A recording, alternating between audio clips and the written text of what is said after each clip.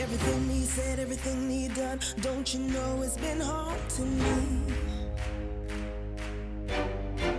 Took a shallow blow from behind, you know it. Too bad that I'm still walking, babe. And I knew it that you would be wrong, but my heart made a fool of me. Think I'm done, but baby when I'm done, you know a different side of me. You're here for a fight, and I'm ready. As hard as you try, you can't bruise my armor. Can't bruise my armor. Give you dips first shot, take a hit and run. No point hiding, I'll find a way. Better hurts you to know that I'm finding my own. So much better without you, babe.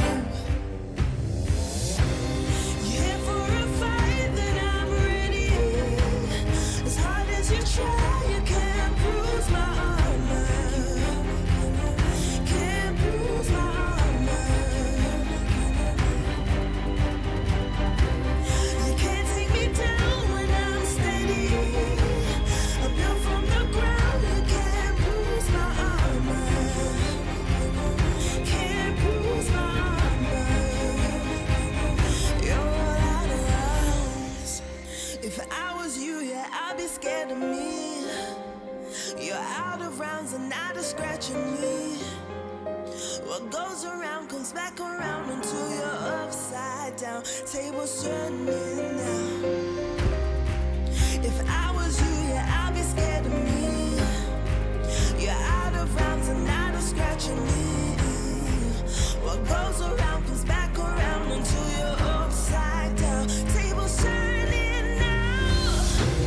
You're here for a fight, then I'm ready. As hard as you try, you can't bruise my armor. Can't bruise my armor. Can't bruise my armor.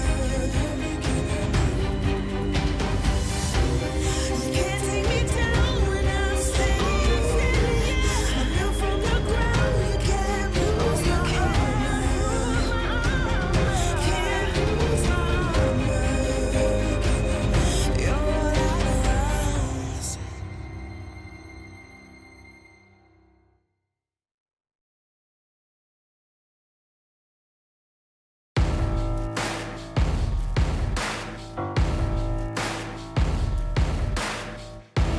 Take another tumble, running through the jungle. I know what you came for, but this is what you came for. Riding through the downtown, running from the countdown. I know what you came for, honey, but this is what you came for. Oh, I know I got no excuse, living a lie, but I'm telling the truth. Baby, I know I got no excuse, so cut me loose, cut me loose. This is what you came for, oh. This is what you came for, oh. This is what you came for, oh. This is what you came for, oh. This is what you came for, oh. This is what you came for, oh. This is what you came for, oh. This is what you came for.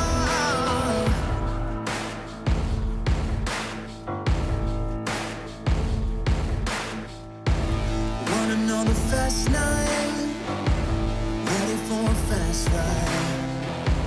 I know what you came for. This is what you came for. Looking for a front seat, then come around the streets. I know what you came for, but this is what you came for. Baby, I know I got no excuse, living a lie, but I'm telling the truth. Baby, I know I got no excuse, so cut me loose, cut me loose.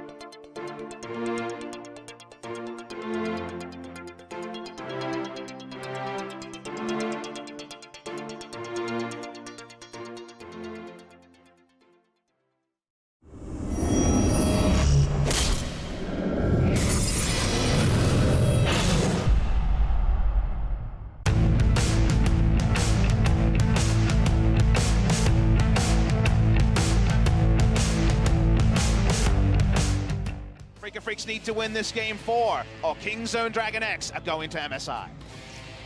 Certainly we're the favorites coming into this one. Nice shot of the arena we got here, the gymnasium. And I've just been told we're ready to jump into pick and ban, so enough waiting. Let's hop into it for game number 4 right now.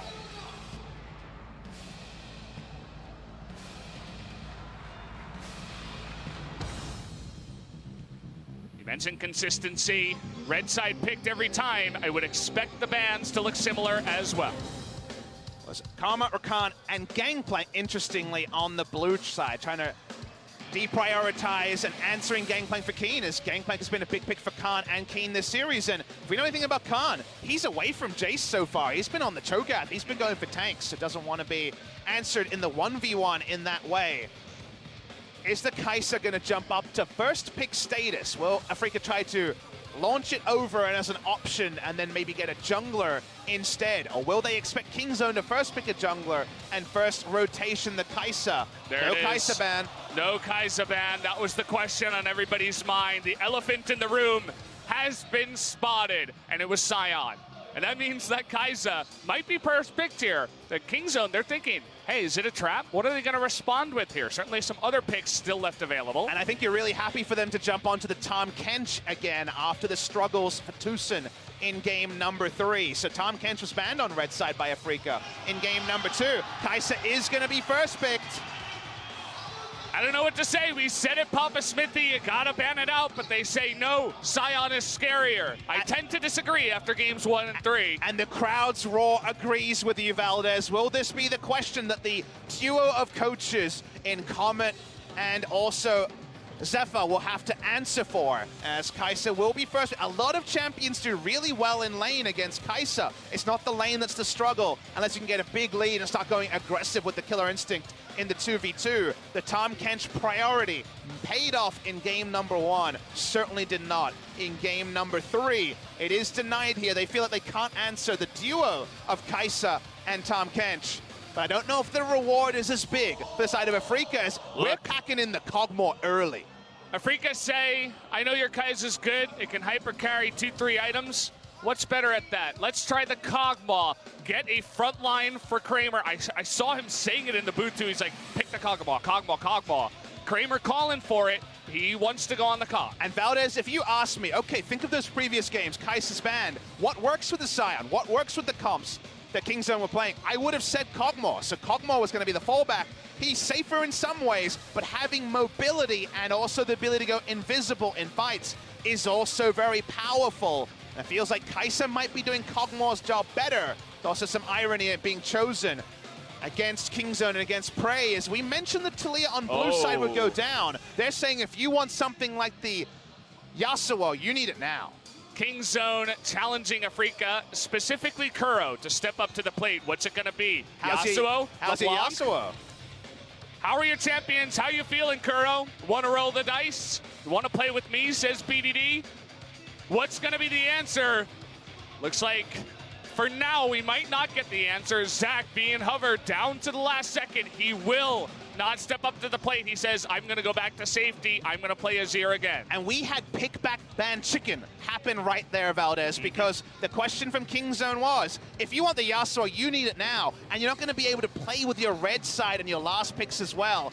Or if you're going to go for the Azir and lock in your mid laner now, there's going to be a significant cost there. Some global fans in the audience. Feels like Kingzone won the chicken. They don't have to deal with a terrorizing matchup. It's a much more competitive one between Talia and also the Azir.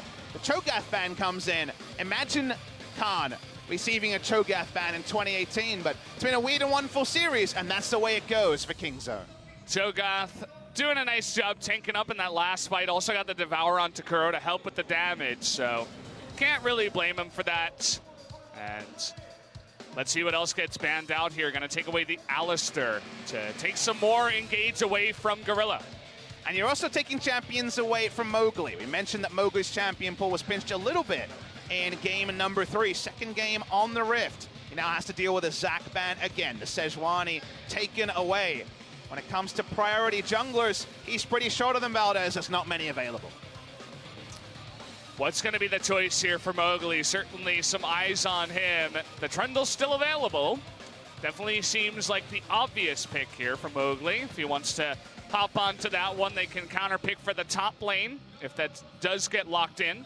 They seem to be happy with dealing with the Morgana. Again, the Alistar ban over Morgana is very curious for me to see. Now, Morgana would still be strong here. The Black Shield only works on one person. Theoretically, you can get in there and knock back the other. And there is 2 threats on this comp on blue side this time for Kingzone when they were running the 1-threat Scion comp in game number 2.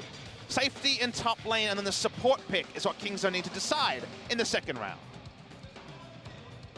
Gonna have to blind pick something for the top lane. Gnar seems like the obvious choice. They'll put more thought into it as Morgana seems like the foregone conclusion already is going to be locked in.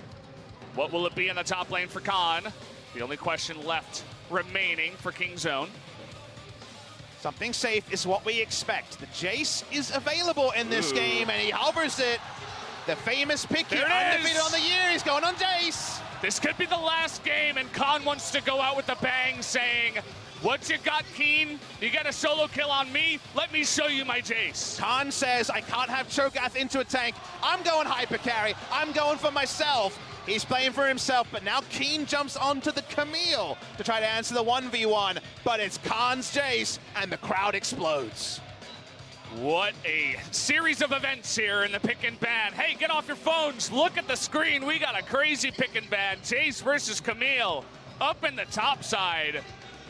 And you know what Kingzone is saying? We've had enough of team fighting. Now it's all about the side lanes. Talia hits one side lane. Jace with some items hits a side lane. And then Kai'Sa can do our best Vayne impression from a couple of years ago and look for an all-in in the 1v1 as well. She will situationally be in the mid lane wave clearing, but if you're caught in transition, suddenly Talia, Jace, and Kai'Sa are coming, and you're dead.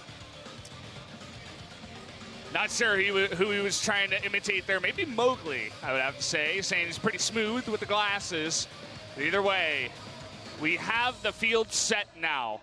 The battleground is set for game number 4. Kingzone on match point. They go for the carry. Finally, Khan gets a chance to unleash himself, but Keen has shown that he can fight this guy 1v1. There's fighting Khan, and there's fighting Khan on the Jace on this team. Longzhu Gaming into Kingzone DragonX. He has lost once on Jace. 15-1 coming into this game. They don't always prioritize it. They're picking it here and saying, Keen, you want to fight fire with fire? Good luck with Khan's Jace. So much pressure onto that bit of a rookie in the top side in Keen. Having some of the least experience, perhaps him and Mowgli. Mowgli jumping onto the Gragas, the pick that Spirit looks so strong on in game number 1, saying, I can do it just like my Hyung. Let me show you. I'm going to take down Peanut as well on the Gragas. Forgoes the Trundle to take that pick as well. Kuro going back to safety with the Azir. And everybody's really curious, can the Kog'Maw do it as well up against the Kai'Sa? Let's jump into game number 4 and find out.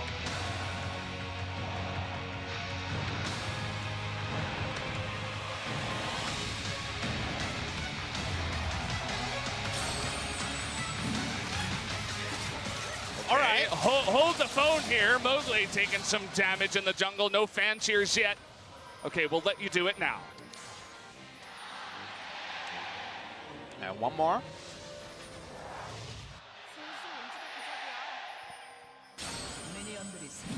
Always a bit chilling to hear those huge fan crowds. They're loving this timer come in. The countdown, of course, very common at Riot events, but much more different here at Spo TV. Very, very early invade topside, not wanting to give Gragas a free jungling phase like Gragas did earlier in this series. Spirit having a wonderful game earlier today, game number 1. And I want to talk about this pick ban because in some ways the Jace comes out of left field because both teams seem to be erring back towards, strong front lines, looking for fights, looking for the 5v5. They see the Kog'Maw draft. They consider their options. Once the Gragas is locked in, they decide they don't want a team fight. There may be too many tools for Afreeca. And Kingzone were only going one area, and that's the jugular. You go for the Jace, saying, we can close the series if we get a lead through the Jace. Early trade off fantastic for Khan, but this is very much, we want to close this series before game 5 pick by going for the blind pick Jace, knowing that Keen only has a few options available. Yeah, certainly looking confident so far, at least at the level 1. Things should eventually change We've heard legends of Khan's Jace. We casted him multiple times throughout the season. And we finally get to see it return in the finals. I thought it would just be forever banned or looked over by Khan, but he brings it back. So much pressure onto Keen. I can only just imagine being in the booth and as a rookie trying to go up against one of the best top laners in the world in a carry matchup like this. And the wonders of these best-of-5 series, it always seem to have their own meta. First time we're seeing Kingzone on patch 8.6 is the biggest surprise of the draft is not how Khan got Jace, it's how Prey got Kai'Sa again. Kai'Sa on the day, 4 games in a row. 20 kills already to his name. 3 games into the series. Let's look at damage dealt numbers, Sejuani. She's having a tough one, Valdez. Yeah. And what's Tucson interesting doing? Timing before 3 minutes to throw that one up, but I guess, you know, got to mix it up from time to time. Keep the fans guessing. But this Jace does come at the cost of really any hope at those mid to late game team fights. There's always things about timings. The reason that Kingzone are so good at the Jace, the reason that we have these memes about, honestly, most other teams going Jace. KT, I like their Jace. I think Kingzone have a great Jace. But it's not just NA Jace, basically every other Jace. That's kind of the meme for me is you need to be so good at playing your side waves to close games as Jace. But that's how Kingzone play. They give all their gold to their top lane. They're happy to have Prey be the lowest income AD carry in the world in a major region. They're happy to have him group, do his thing, usually on Ezreal, this time on the Kai'Sa. And then either you enter lane against Jace with 3 items and you die, or you lose free objectives to the Jace. So they're trying to go for the juggler with the aggressive pick, and it's fun to see it in this big winning game for Kingzone. Yeah. Looking to strike back. Ooh, that was close. Nice devour. We were talking about how Tucson was having a little bit of trouble once it got later on in these fights with his devour, but at least looking good with it in the lane. Kind of a struggle for him to be back on the Tahm Kench. Knows what he needs to change from game number 3. Top lane, we're seeing a lane gank enacted by Peanut. There's some deep vision. He's seeing some pings towards Mowgli coming into mid. They don't know where Peanut is. Peanut was edging his way towards the top side, decides he wants to come into the red side jungle of Afreeca now, try to find Mowgli. Peanut kind of needs to play this game a lot. With hook shot, with the ultimate coming at level 6. If they can control red side jungle, Jace can just do his thing, get lots of auto attacks and poke onto both Keen and the turret. If they don't know where he is, an ultimatum into a Gragas and the squishy Jace is going to be dead. So top lane, red side control as much as possible is what Peanut is tasked for to allow Khan to do his thing. Mowgli trying to help out. We've seen this before where Khan, when he pushes in so aggressively, the junglers try to fight up against it, but usually I feel like Khan just gets away with it. He pushes so aggressively, hits him under turret, and then the jungler still can't do anything. The control ward there actually gets massive value because he knows he's under no pressure of being ganked, so even low mana, happy to push in. An all-in attempted by Keen, but it's going to be a bit of poke. Damage v damage. What a refreshing change from some of our earlier games this series. Keen hasn't blown his pot yet, so in the end of it all, Khan realizing, okay, I need to go back and buy. So Keen should have the push there, maybe bait out the teleport from Khan, and there it is. Straight to Dirk Rush. We know what Khan is all about. Youmuu's Ghost Blade expected here to force the ultimate to be used. The movement speed from the Youmuu's to sidestep a hook shot. But the ultimate, of course, nothing can be done there. For now, good lane control in mid lane. We talked a bit about the pick ban chicken, where top lane really low. He's got his ultimate, but he's forced to flash away into the hook shot. Is he going to try to shock blast? The answer is no, as Keen was far enough away. And that's what happens when you stay in lane against Jace with a Dirk and BDD. Actually going to force Keen to back. Doesn't even have to invest the ultimate. Buys a lot more time in the top side and should force the teleport as well. Even forces the smite out of Mowgli, which is just obnoxious at the end of it all. To get even more of a lead there. BDD winning the lane so far against Kuro, helping win lane and top side as well as the jungle. So winning in 3 places as one, it's got to feel pretty good. Jace now has a flash advantage. They lose the control ward that was giving them a lot of information on Mowgli's pathing. But still, definitely set up some success is this Jace. And Peanut's back. He's got a bit of a tent in the top side. These junglers, certainly with the carry versus carry matchup, you gotta always look towards the top side as it's just on a knife's edge. If you can get there and push it one direction, you're going to help out your team so much. And to people, again, who may not have joined us for the entire season, this hasn't been Khan all season. He hasn't been pick ban Jace status. There's plenty of games where Jace was not banned and they didn't select it because Kingzone's thing with Peanut in the lineup, Valdez, is they've had the ability as 5 players to step up and be that hard carry, like Prey in the first 3 games of this series, but also step back. Khan has been on the gangplank. Everyone has taken the scaling side and also the proactive side of the matchups, and that's the reason that Kingzone instills so much fear to teams around the world, is you can't ban out one person without 4 people getting exactly what they want at every moment.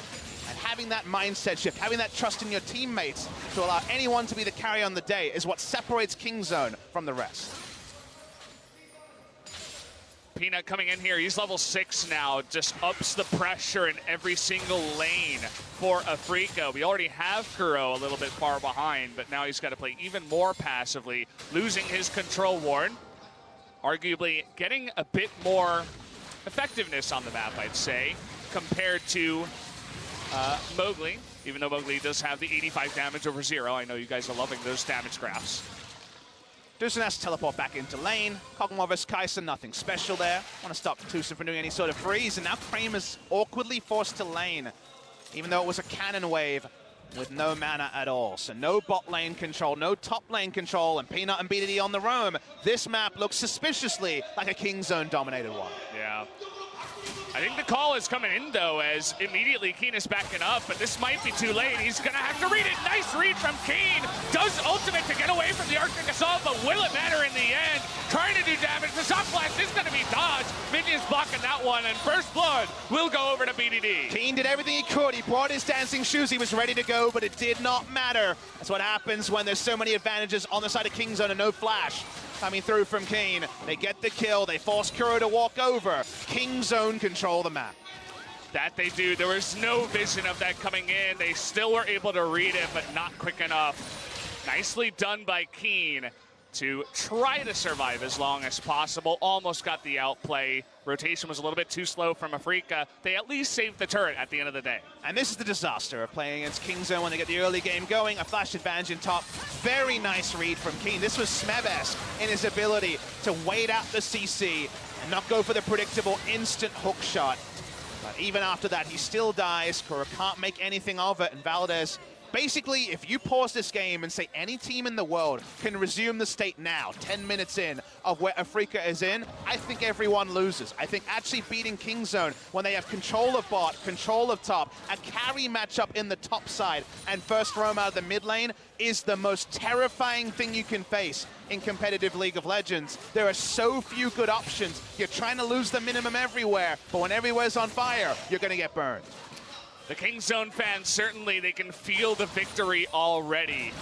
It happens in League of Legends. The early game goes your way and you're just feeling so good, as Kingzone has to be. They're playing so smoothly as a team, really have come back from that game 1 loss. They have so much priority around mid, entire bot side, even though BDD hasn't even gone an inch towards it. The Kog'Maw lane has had no priority. They're so happy to keep Kog'Maw lane. It's amusing. Look at the CS number. It's 113 to 97. 200 poor creeps plus have died before anyone has gone for a shopping trip. Because if you keep that Kog'Maw in lane, you know that top side is a paddock you're able to walk up to. Yeah. Afreeca, unfortunately, from this position, you mentioned the huge lead that Kingzone has, but at least Afreeca does have Azir Kog'Maw. You get into the late game, they're going to be dishing out the damage as long as they can get to that late game. But Kingzone, one of the best teams at closing out games on time. Seeing Mowgli and Keen top side. Flash is up. Ultimate is up. It's definitely an all-in play here, but Khan showing a lot of respect. We are still seeing the 2v2 lane extend, by the way, as we're now going up to 226 CS. Theory behind this for Kingzone is even though they're winning really hard and getting a bit of damage, they're not min-maxing, so you're like, why are they doing this? The only way that Afreeca win any sort of skirmish topside is if Tucson shows up with the Abyssal Voyage or an outplay. If Tucson's in lane, there's no Tom Kench top. Trying to bait in Khan here, but Peanut is coming in. They're going to get the stun, and they're trying to combo it down, but the flash comes in. And now Peanut's here on time. Can they get the damage now? No! The flash is going to come in from Mowgli. He does get the kill first. And now the TP trying to answer. Actually, it's the Abyssal Voyage trying to get on top of BDD. They do push him back. Now the focus is on to Peanut. He doesn't have his flash. He should be going down. They're going to give the kill over to Kramer. A fresh breath of fresh air here, going over to Kramer, picking up that kill. That extra recall, getting Tucson topside, was able to actually answer that. That play happens a minute or two earlier. It always goes the way of Kingzone. Very nice detective work to get in there, Mowgli. He was unspotted. Gonna call the lane swap, and you can see Kramer and Tucson are done with this 2v2 stuff. They're trying to avoid it wherever possible. Look at how far he gets baited in, but he knows he has the help of Peanut to come up the lane, up the river here. That means something, but obviously when you're gonna 100% be followed by Keen, a 1-for-1 is all they're able to claim from this. The timing coming through from the Kog'Maw does find them stuff. Everyone rocks up topside, but the turret health is actually falling low, and Tucson, and it seems like just Tucson has had to stay top. We can't see the mini-map to confirm where the Kog'Maw's at. Looks like he eventually made his way back in. Perhaps taking the Krugs. Yep, does take that out there. He's trying to catch up in CS. Does make sense, but eats a bit of turret health in the process. You'll notice that both the AD carries, they go back, pick up the Rage Blade. Certainly the item of the month, or maybe the year at this point. Khan now has a Youmuu's Ghost Blade completed. So massive power spike here. Playing against Keen. Keen's ultimate's also on cooldown for a while, and that is information available to Kingzone, but they don't go for a true turret dive. Seeing the replay, and a 5-minute Dirk into a 12-minute Youmuu's Ghost Blade is every Jace player's happy place. They're reaching Nirvana watching this game. Yeah, Keen awkwardly forced into the Ninja Tabby, delays his first item. Just going to be sitting on the Tiamat for now. We'll just have to play from behind, and that's really the story here for Afreeca. This is not the position you want to be in when you're down to match point for Kingzone. You don't want to have to say, oh, we have to survive for an extra 20, 25 minutes against Kingzone with this composition. Not the best feeling. Topside, though, doesn't have the vision control that bot side did, and actually furthering down, doubling down on the 2v2 is pretty hard. They don't have vision control. Afreeca actually just trying to sneak a Rift Herald, unbeknownst to Kingzone, but that information is now there. Kingzone have to adjust their vision control if they want to have the same roaming potential topside they did earlier. But Jace is going to take everything on the bot side. He's not shy. He's pretty greedy, actually. In Korean culture, it'd be very rude, but he doesn't need any invitation to steal all your stuff. Yeah. Stealing everything you can get. Kind of surprised he's not going for the Cloud Drake just yet. Needs a couple more items for that one. See what the build is, because usually we see Hans Jace in tank matchups, and he goes for a very early Blade the Ruin King just to win the 1v1. Not as necessary here, but no lifesteal does make something like a Cloud Drake difficult to pick up. Peanut there for the lane gank again. Talia walking up. She will be spotted, though, on vision soon. Yeah. Oh, boy, going to get locked up here, but Tucson is there in position. Not going to be able to engage on that. It's so annoying to deal with. The fact that you think you might want to engage at some points, but BDD will always be there on the Talia. You go back to pick and ban. They decide to just take the, more passive pick of the Azir instead of fighting for the lane to shut down BDD. And so far, he's been giving his run of the map on the Talia. But that's what Kingzone were able to do from taking the Talia early. A surprise to Afreeca because they just played the Yasuo into the Talia previously. Remember, that was a last pick Yasuo, and if you're last picking in the first round, you have to deal with some bans towards your overall strategy and also a lot of other red flags. So that pick ban chicken was won by Kingzone. They get a standard Talia matchup when that was probably one of the things we weren't prepared for, given the Yasuo pick not a week ago. This game has looked a little bit different from some of the other ones. Usually the Drakes go down fast after some wins towards the bottom side, but it's been a lot of focus towards top. Certainly the carry matchup has made it way towards the top side, and now Kingzone are finally looking towards their first Drake. That Cloud Drake could certainly go down, but Afreeca looking to chunk down this top turret in the trade. There's no all-in options for the Kog and Tahm Kench, so actually Jace, one release was a 1v2 champion, able to EQ minion waves, actually delays a turret take for a long time. He's very competitive. His flash was down, will be up soon. But they're not even going to get a turret from this because Jace is so safe in a scenario where it's not an engaged support, it's a disengaged support in the Tahm Kench. Gonna check for the Rift Herald once again. As Prey comes on in here, you take a look once again at the scoreboard and just everything is going the way of Kingzone right now. Every lane, including the jungle, has a lead in terms of the CS. They get the first Drake. Now they're looking for potentially a play up towards the top side. They put down some control wards in the river, but this nice ward towards the Rift Herald will spot BNut and BDD making their way up. Found it very difficult to get a full stranglehold on topside vision and then threaten the Weaver's Wall play. So far, BDD has been predictable in his roam, so that means that everything's been a bit slower around topside. But you have to mention, go back what happened. Well, there was a free Drake on bot side and nothing punished it. Only a little bit of turret damage, no more. Prey already has the Evolve, I believe, on his supercharge. He was invisible, so that's a pretty good sign. Yeah, that usually tells you. No visual bugs, please, right, yeah, games. Gonna push in here with that, just a slight movement from Peanut. He actually just walks up towards there, and they say, okay, we got to give up the turret. Again, Afreeca, they have to play passively. They lose the early game from this, and they say, take whatever you want. It's going to be those outer turrets, the Rift Heralds, the Drakes, and they just got to hope that they can hold on. But let's turn to what happened in the drop. Let's go back in time once again. Kingzone went Jace when they could have gone for something a bit more standard and said, we just want to take objectives. Ooh. Let's hold that point, though. We're all here. We're fighting. Trying to come on from behind. Prey in a little bit of trouble with the Weaver's Wall, but they're going to get on top of him with the Camille, and that should be a double kill now. The Rift Herald does go over to the side of Kingzone, but 2 kills in the trade go to Afreeca. And what was I going to say? I was going to say Kingzone wanted anything other than a team fight. They wanted free objectives. Afreeca finally get a really nice play into the back line. Getting 5v5s is going to be so hard with how big Jace is. They get their first of the game, and they get 2 kills off the bat. Very nice play, Afreeca. They are stepping up to the plate, not as passive as I thought they would be. They catch Prey in an awkward position, and they get the kill. Prey does not use any summoners, doesn't even use the heal. He knows instantly that he is dead when they pop over with the blast plant. They don't get the extra kill onto Peanut, though, and that is the awkward thing. They can't pick up 3 kills. They do lose the Rift Herald, and recreating that sort of a fight is so tricky against the Kingzone comp that will not be grouped for anything other than very big monster objectives. Yeah, certainly feels like a once a game, twice a game maybe. If you're really, really smart with your engages, kind of thing that can happen. I mean, that play happens at, say, 1945. Rift Herald dies. They get 3 kills in a Baron. Genius. But recreating it so tricky, and this is definitely not playing with his food. Just a aggressive Rift Herald summon and want to chunk this mid lane turret down even further with a Searin base. Yeah, just right in the face of Afreeca too, even with all that CC they have on the Gragas.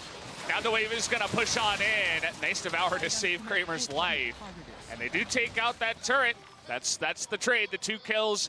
And then the Rift Herald does go over to Kingzone, so they're not too worried about those kills. Now for Kingzone, they want Khan with teleport in the bot lane, pushing up, and Camille hoping that he finds a way to outplay the Jace. Spoilers, very unlikely. And then it's back to the Barons, back to the Weaver's Wall, behind the objective, the Rage Blade onto the Kai'Sa to DPS it down. Probably not going to see Jace and Kai'Sa hitting at the same time unless they've already killed most of the members of Afreeca. A lot of the different map assignments for Kingzone here are win-win. No one can enter the Jace 1v1. They play topside so safely, get vision in, and then threaten the Baron. Kingzone have a lot of options, and once again, this is the ultra-standard Kingzone playbook that was denied in our first 3 games. Let the Baron dance begin, or at least the Baron Vision dance for Peanut. He's going to be on that duty. You notice that Mowgli is also making his way over to try to answer that. Was thinking about potentially a play up towards the top side, but now it's Afreeca that might look to make this play as Mowgli edges into the top lane, but good read from BDD to also back off. There's just so many things Afreeca can't do. They can't have Keen lane with most of a Trinity Force and a Tiamat against a 2-item Jace. Not possible. They don't have strong engage. Kuro is not going to be an engager this game unless a fight is already decided, and the Abyssal Void is going to have to be defensive. And honestly, Tahm Kench should be next to Kog'Maw at all moments. That's the reality of going for this Kog'Maw comp. So Kingzone have every option. There's so little answers available from Afreeca. And right now, Afreeca Freecs, they just want to get some vision supremacy, take any easy objectives. They know there's a 5v5 they win later. It just seems like later will never come. You mentioned how the Devourers from Tucson were a little bit lacking, especially in that last game. They have the confidence to get him back onto the Tom Kench. Pretty much necessary if you're going to go for a Kog'Maw comp at this point, but it's not just about the Devourers for Tucson. He needs to be on top of getting Abyssal Voyages. We've seen how much he can get done with that ability. We'll see if he can actually replicate that as he did in some of the early games that we've had tonight. How do you do that? You need to know where the enemy team is. You need them to be predictable. They can't get that aggressive vision this game. The Kog'Maw always second in lanes and honestly situationally afraid of being bursted by the Kai'Sa. So it feels like aggressive Abyssal Voyages. That's looking very tricky. Mowgli's role this game is the saddest of any jungler because honestly, the only way Keen picks up CS is stealing away some of his camps. He honestly goes the Relic Shield into the Targons just to stand next to the Azir and get a couple of little Targons procs and get a bit of gold because putting down the vision is going to be pretty significantly delayed. It's basically a laning jungler. He's already 10 camps behind the enemy jungler. They don't control anything, and every time those EQs come through, they're deathly afraid of an all-in. At least Afreeca are going to be thanking their lucky stars that it's Cloud, Ocean, Cloud. No mountains, no infernals. Certainly the most popular and the most effective Drakes that we do have in this game that would allow this Jace to pop off even more alongside the Kai'Sa.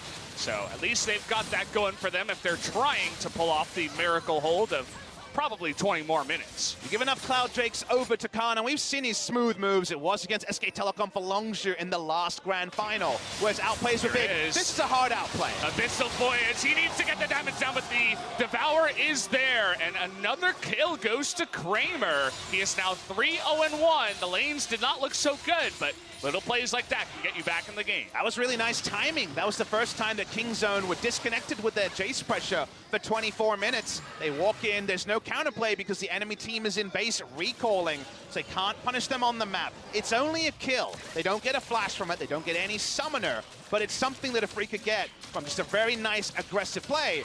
And now we will see that the cooldown from Tucson will be up there before too long. Take a look at this. Nice ward from Kuro.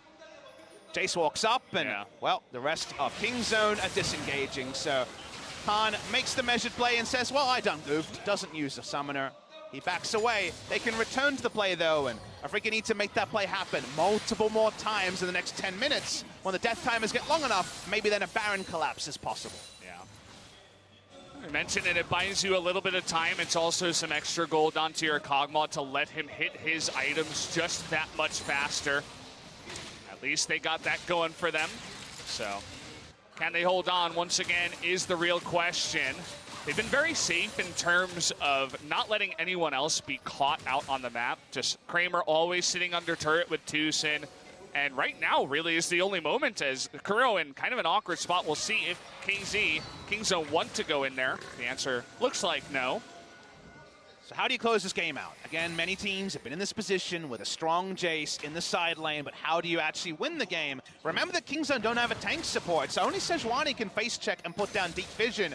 Getting Baron vision is really hard for this comp. There's not even any health onto the build from Gorilla. He's gone Twin Shadows just to try to put down some vision by finding people with the spooky ghosts because the health and the Black Shield is not going to be enough. If he Black Shields himself, then one of his friends can be taken down in that long cooldown. They need the Jace to once again force a reaction. They need someone to come and gank the Jace in the bot side, and then they can try to take the Baron down by sheer damage. But a safe Baron, which for Kingzone represents putting down deep vision and then turning onto it, is not possible in this Jace comp. They find Tucson over here. Are they actually going to go in there? The Black Shield onto Prey. Maybe think perhaps, but nice response from Keen to get into position to help out Mowgli if he did get into danger, or rather Tucson on the Tom Kench, I should say. You were talking about plays down on the bottom side to get on top of Jace. Well, the Abyssal Voyage is certainly one way to do that. Tucson was being pretty sneaky on top of a control ward of his own. I was thinking maybe he would try another play. The answer in the end was he just backs off again. Shallow vision against this Kingzone team is enough to stop the Baron going down. And the Jace, for now, is only trading farm with Keen. The CS gap is actually closed between Keen and Khan. Not going to be a Flame Horizon this game, only 30 CS advantage for Khan, despite keeping up his summoners.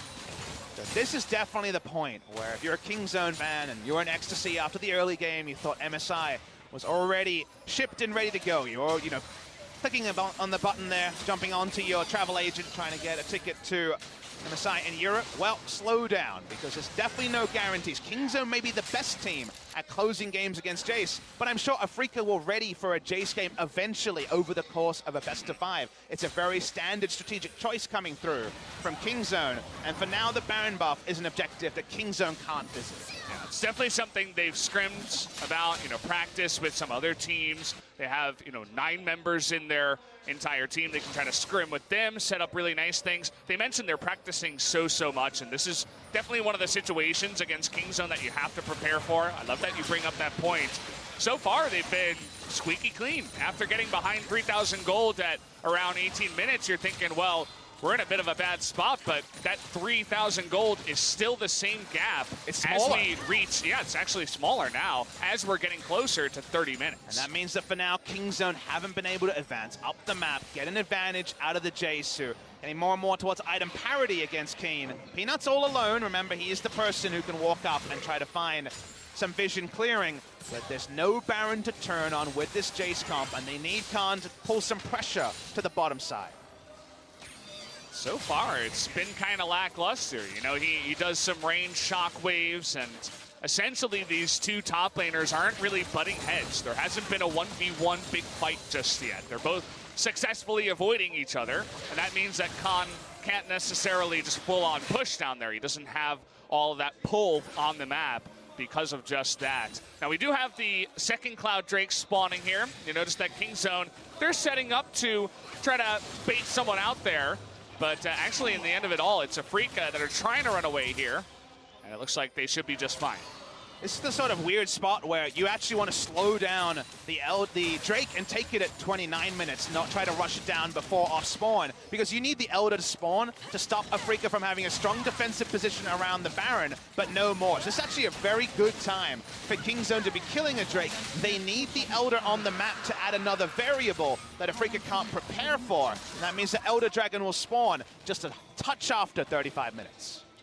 Yeah, nicely prepped there. They know that they're on a bit of a timer there themselves, even though they do have Prey, who has popped off 3 games in a row on the Kai'Sa, but still got to play around your compositions. Afreeca now coming into the river, actually more forward than they have been for most of this game, as they notice some members of Kingzone going back. But in the end of the day, just taking some vision and just going to back off once again. You'll notice that the inner turrets are still up, and that's a win here for Afreeca. A burst damage onto the Gragas. Notice that Gorilla would not walk up. Didn't want to have to deal with being cast in. That does get them, again, some vision clearing. They inch forward, step by step, but impossible to clear all the deep vision, impossible to get full safety. That's why the Baron dance continues. People at home probably don't want to hear this, but it seems very unlikely. The game state will change significantly unless a big mistake is made by someone on the side of Afreeca. If you say, hey, what about a 2,000 gold lead at 35 minutes, they'd say yes, please. Yeah. And you'll notice that finally Kingzone are saying, okay, enough with the shenanigans. We need to get in there. They're being a lot more aggressive with how deep they're putting in the vision. They're going as a team of 4 and saying, this is our jungle. But so far, Mowgli, he's been kind of the star of the vision from behind, right? He will never get caught. He says, okay, I'll check for the vision as I'm Gragas, and then I'll just back off when you come in, and once you leave, I'll just put down another control ward and re-establish that line. Hold the thought, though. They're trying to go for a picker on a BDD, but immediately TP coming in. About to get awkward here. Khan now trying to disengage. Will he go in onto Mowgli? Not going to land the Morgana Q. And that does mean that they do disengage once again. I know you guys are hating that word by now, but this does mean that Kingzone get a nice position in the middle of the map. And Gorilla's actually walking up. He could have looked to try to interrupt backs. They're choosing between trying to brute force down the mid lane turret or try to burst down the Baron. They're going for burst. Gragas in base. And here we go. Gragas very, very far away. It's going to have to be the roughest steal of all time. Can they do it? And the answer is no. Peanut getting the smite down at about 500 health. Afreeca, they hold on for a very long time, but at 31 minutes, finally Kingzone are able to secure the Baron. Insanely smart Baron from Kingzone. It doesn't require deep vision. The jungler isn't even in the pit. They knew the enemy jungler couldn't be there. The Jace was grouped for the first time in the game, so they knew their speed it was going to be sky high. And Sejuani just pops over for the smite. Easy as you like. So you mentioned, how do you close out the game? Certainly the Baron is one way to help out with that close. How much can they chunk off here? They need to get some inner turrets and extend the gold lead and make it so that this Kog'Maw and Azir cannot pop off as we reach 40, 45 minutes.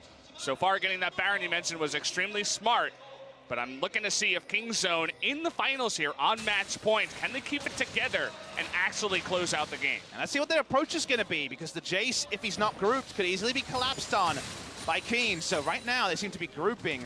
Jace goes bot side, Kuro out of position for the moment. Not the world's best siege unless the Weaver's Wall is initiated. They want to play the side lanes instead. It's Prey. Oh, Kramer eating so much damage. Prey with the stealth just sneaking up on him, and that means that the Kog'Maw gonna be forced to recall. That'll be the first inner turret for Kingzone. Not often does the mid lane AD carry just walk up and almost assassinate. That's not something you see, but Kai'Sa has that power at 4 items here. Double Zeal item complete. They continue to rotate around the map. This was a minion wave that Jace brought up earlier. The inner turrets are going to be indefensible for now, and Afreeca, just give them up. Gonna take that one. At least they're holding the top lane. As you'll notice, Keen, without TP, is actually just pushing that out as far as possible. As Kingzone setting their sights now on an inhibitor turret. We've seen this before. It's not 8.1.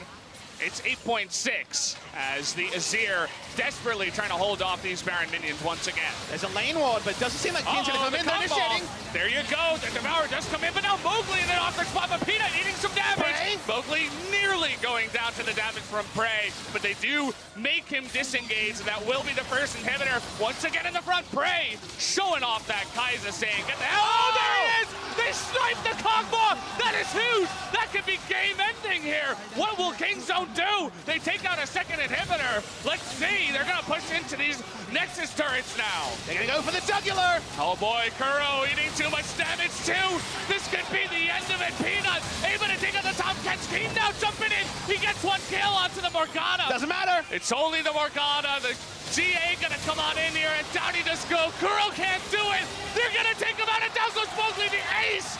It's the end of it all. And it looks like Kingzone DragonX, as the Nexus goes down, will be your LCK 2018 Spring Split Champions.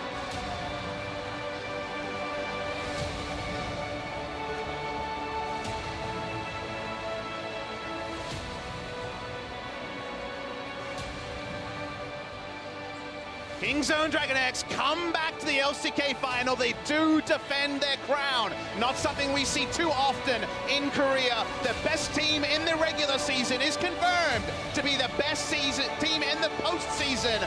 And now Kingzone DragonX go over to MSI. Still heavy favorites. Looking to create a legacy for themselves. They win in summer 2017. They get another victory here in LCK. The genius of the coaches, or whatever Afreeca had, was not enough. Kingzone DragonX are your champions tonight.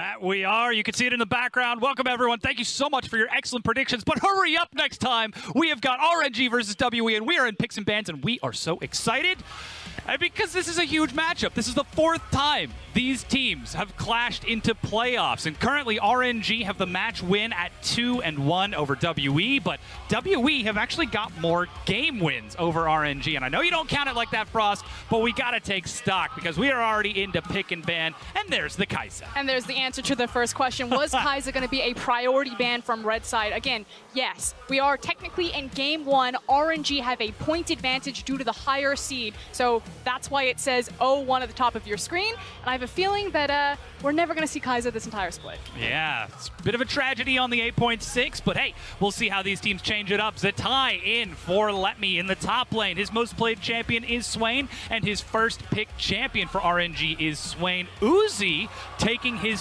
3rd Xayah game of all time.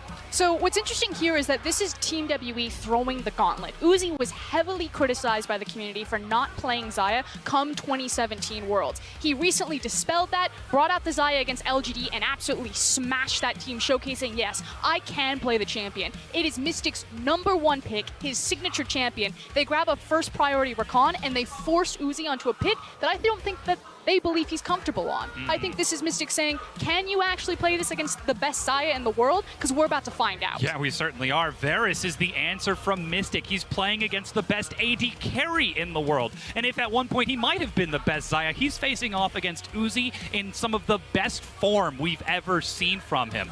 He will have Celestial to back him up on that Rakan, but Ming now picks up his Alistar, and this bottom lane is looking spicy. Calm down a little bit. He hasn't gotten to go to MSI yet, prove that he's the best AD carry in the world, but he is definitely one of the best in the world. No one is going to dispute that. And just to echo you, Dom, I've been such a huge critic of Uzi over the course of his career. I've never thought that at any point in time that he was definitively the best ADC in the LPL.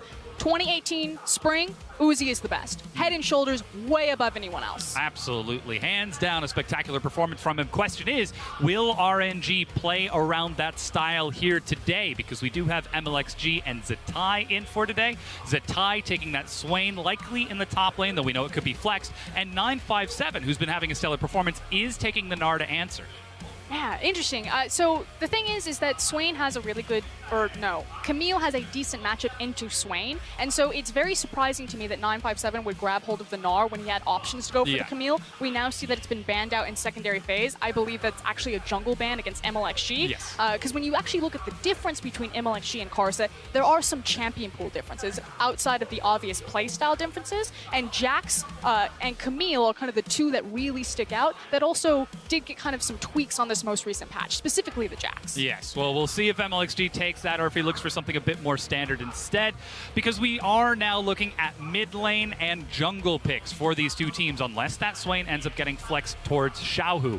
Because now, with counter picks still available for RNG, you've got to wonder, what do they try to prioritize? It's Gragas for MLXG. Interesting. So this isn't the first Gragas of the LPL, and we'll see how this series goes to see if it's going to be the last, but Gragas has been very hit and miss for me. You know, he's kind of middle in the road in terms of his jungle clear. He doesn't really fit as too much of like a skirmish or a tempo-oriented jungler. He's just kind of right in the pocket, and a lot of the teams are grabbing him more so to disrupt compositions or to have some sort of interesting pairing or matchup.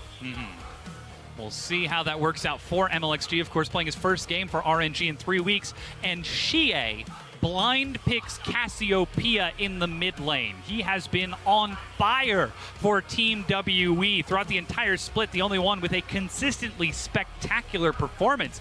He knows he might be up against this Swain, but this is a statement from Xie in the mid lane. This is also Xie being robbed of any mention of MVP. Yes, I think that Rookie deserves it, but I cannot believe that Xie didn't even make the shortlist there. MVP in my heart. And of course, to follow him out, the helicopter parent, as we so like to call him, Magic, the new jungler for Team WE in his first ever LPL playoff game, taking Sejuani for some pretty safe engage and something that could possibly also follow up on that Cassiopeia. But that means Xiaohu in the mid lane sees that, gets to pick himself some counter pick, takes some long-range safety on Orianna. So this is a very different look from RNG. We talked about on the desk how they're a 1-3-1 team. They have the lowest team fight or number of team fights per victory or per game. They also have the lowest kills plus assists. So when they do kill people, they're never doing it together. It's about playing those side lanes, it's about making those rotations or finding those assassins. This is a straight 5v5 composition. You've got so much zone control between the Orianna and the Swain. You have the Xayah, the Alistar, the Gragas to reset a team fight when Team WE try to roll over. This is RNG meeting Team WE on their own terms. Which is a bit concerning considering how RNG's form has been so spectacular over the past weeks, and WE has been the team that has been looking a little bit faulty. And certainly, though we do have some slight patch changes going into 8.6, it's only been a week turnaround since we saw WE's loss to OMG in their arena in Chengdu. So to see RNG sort of give these concessions over in game 1 of this series could just be RNG saying, hey, we'll play you at your own style and we'll be better than you. It's also the fact that we don't have tape of RNG doing this, especially with MLXG. The last time we saw MLX Jesus, as Rusty likes to call him, was 3 weeks ago against JD Gaming, in which RNG lost. Definitely a statement for RNG to try to match it, because this is the new age rivalry. As I said, this is the 4th time in 5 playoffs that these two teams have met. It was semifinals, finals, then another semis, and now round 1 that these teams are meeting again. And while RNG currently holds the match wins, WE hold the game wins. They also hold the championship win. Yes, that too, which RNG still have yet to claim with Uzi. The Mad Dog, one of the best AD carries in the world. He's made it into playoffs once again, but if he wants that title, if he wants to go to MSI, it starts here. RNG have never missed an LPL final since 2015. That is 4 back-to-back consecutive splits. Their playoff run starts now. As we load onto the Rift, the arena is packed. The playoffs have officially begun.